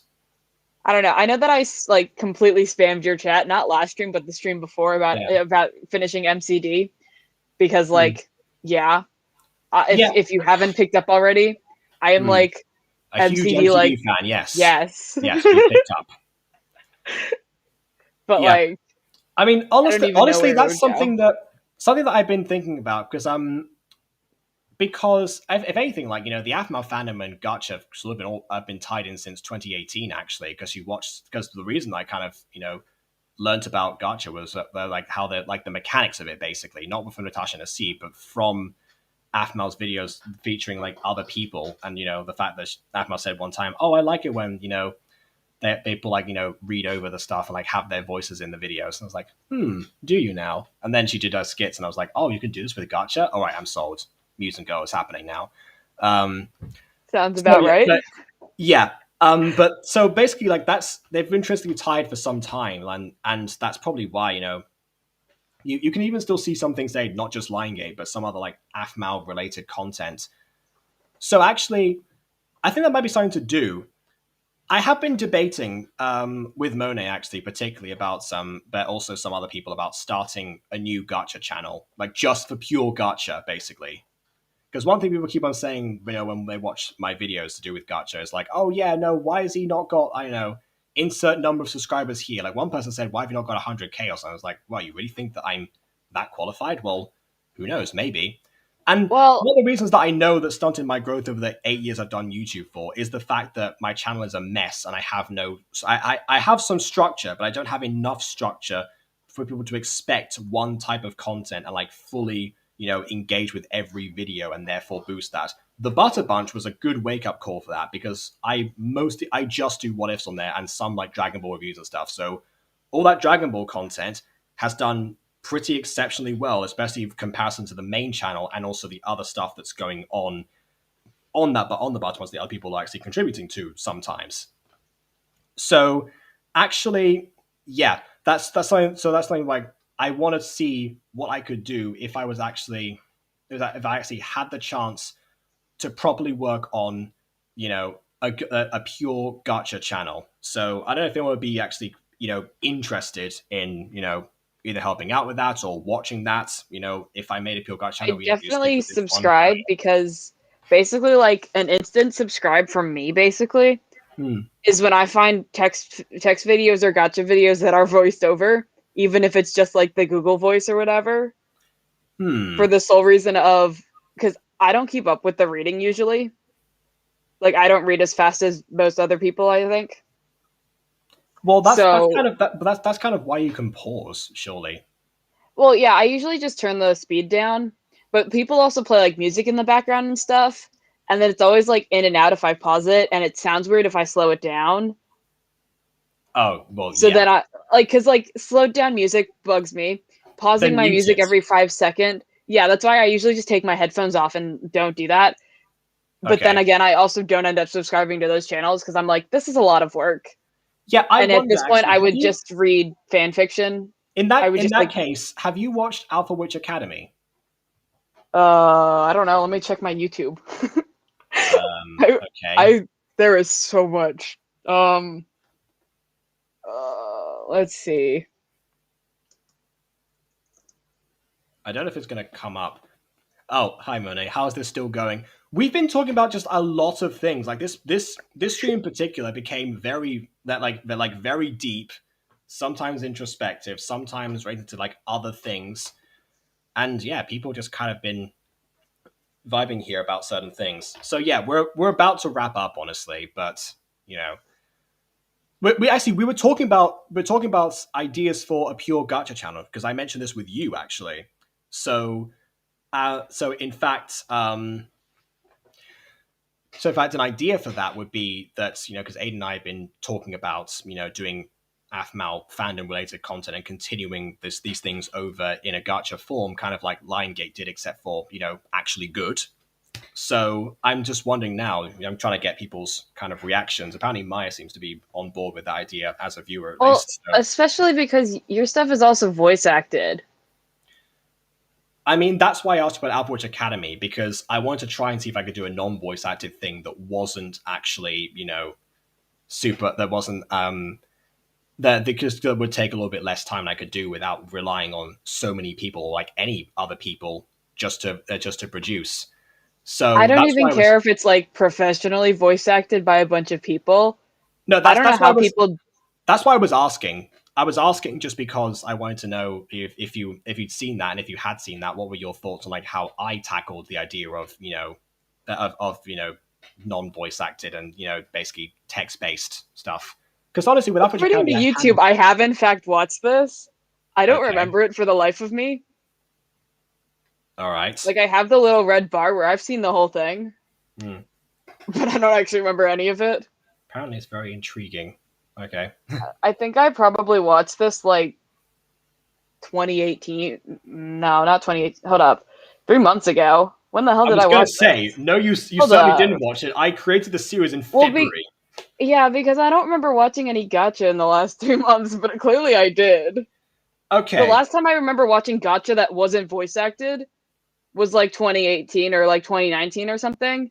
It was a little before COVID because COVID's when I got into fan fiction, basically. Well, before COVID was before voice acting in Gacha sort of, took off, basically. Yeah, I was like, oh, there's voice acted stuff. So then I stopped watching the non-voice acted stuff. Is kind of what I figured out. I see. I don't know. Well, in that that's case, why I'm confused. Yeah, in that case, I want to run one more little experiment with you, essentially. Well, first of all, I'm going to end the stream, and then if you want to stick around, I want to see if you watch Alpha Academy again, if not just the first part, and see what your kind of reaction is to it, and like see if that's something that actually can be. Because, in a way, doing like another like set of voice acted content that would be fandom based will probably be a nightmare to produce. So I'm not sure if I would be able to do that probably and sustain it. It would depend. So that's why I'm wondering right now. Because, since you've been so helpful with this whole idea, might as well see if I can actually do something that can appeal to you despite that. Wait, how have I been helpful to what idea? Well, just by talking these things through and like engaging with the points, like, raising different ideas, different... Oh, I love talking. Well, good. Yes. All right, then.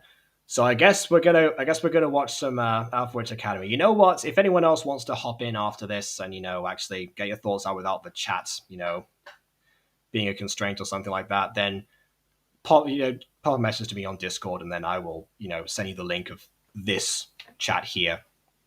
What if they don't have your Discord? I think everyone here has my Discord. Like everyone in the chat right now has my Discord. Oh wait, is it just Ghosty and Monet? Well, yes, but even before that, some of the other people do have my Discord as well.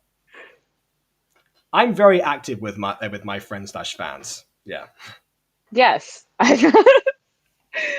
I'm pretty sure like half of the people that I've met through you is like from like the YouTube talking thing, the chat. Well, that kind of makes sense.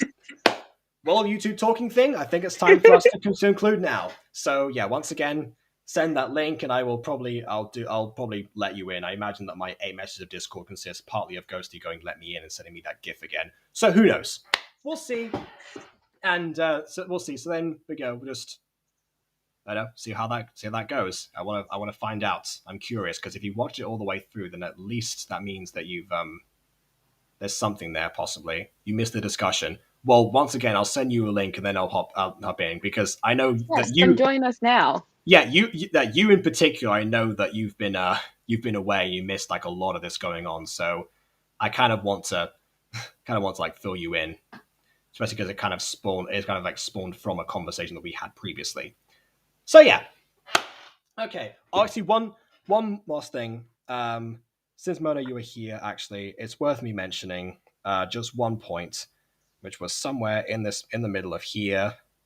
I was talking about you at one point because this man here, super nervous on his first date and reminding himself, making sure that the person's okay with everything, being very awkward, and then again, she shows up, reassures him in a red dress. I know. I leave it at that, and I leave it at that for the stream as well. So please enjoy it. Thanks everyone for watching, and thank you for sticking around because my goodness, we're almost at 3 hours. 3 hours. Longest. Yeah. You okay then, Maya? Delirious. Okay. Fair enough then. All right. So I guess we can go unless we want to wait for 2 minutes and have it cross the threshold of 3 hours. Yes, right. We should wait for 2 minutes. All right, we're gonna wait. We're gonna discuss for another 2 minutes. Then we're gonna end on 3 hours. I'll just hover over the end stream button so we can do that. Yeah, I said I'm delirious because I've been up since 1:30 a.m. Oh right, okay. And yet I'm not tired. I don't know what's up. Yeah, that happens sometimes. I got an hour and a half of sleep. Maybe 2 hours. I don't know if I fell asleep before midnight. Yeah, this is why I've stopped receiving messages from you complaining about my sleeping schedule. Look, I went to bed. I tried to sleep. As do I. You don't even attempt to sleep. It's like 5 a.m. or something. I mean, Hold I up. don't 1, attempt to 2, sleep. 3, 4. It's 1 a.m. right now. Yeah, no, it is. I mean, honestly, like after this, I'd have to have eat dinner anyway, so I'd still be up regardless. You know how that goes. I never eat dinner before the streams because I always end up clashing otherwise. But yeah, after our Bridge Academy, then I'll probably go and make myself dinner, and then yeah. But yeah, that's it for now. So yeah, once again, I forgot. I need to actually tell people when the next stream is. I almost forgot to do that. That's like my ending for these. All right, 20 more seconds. Yeah, Okay. you've Right, 17 seconds. Thank you. So the next episode is Jean's Worry, and that came out on the 26th. So we'll see you in 3 days your time, 2 days my time, because it's 1 a.m., as Maya correctly said. Same time, same place, 5 years later. Please, if I just say matters, describe my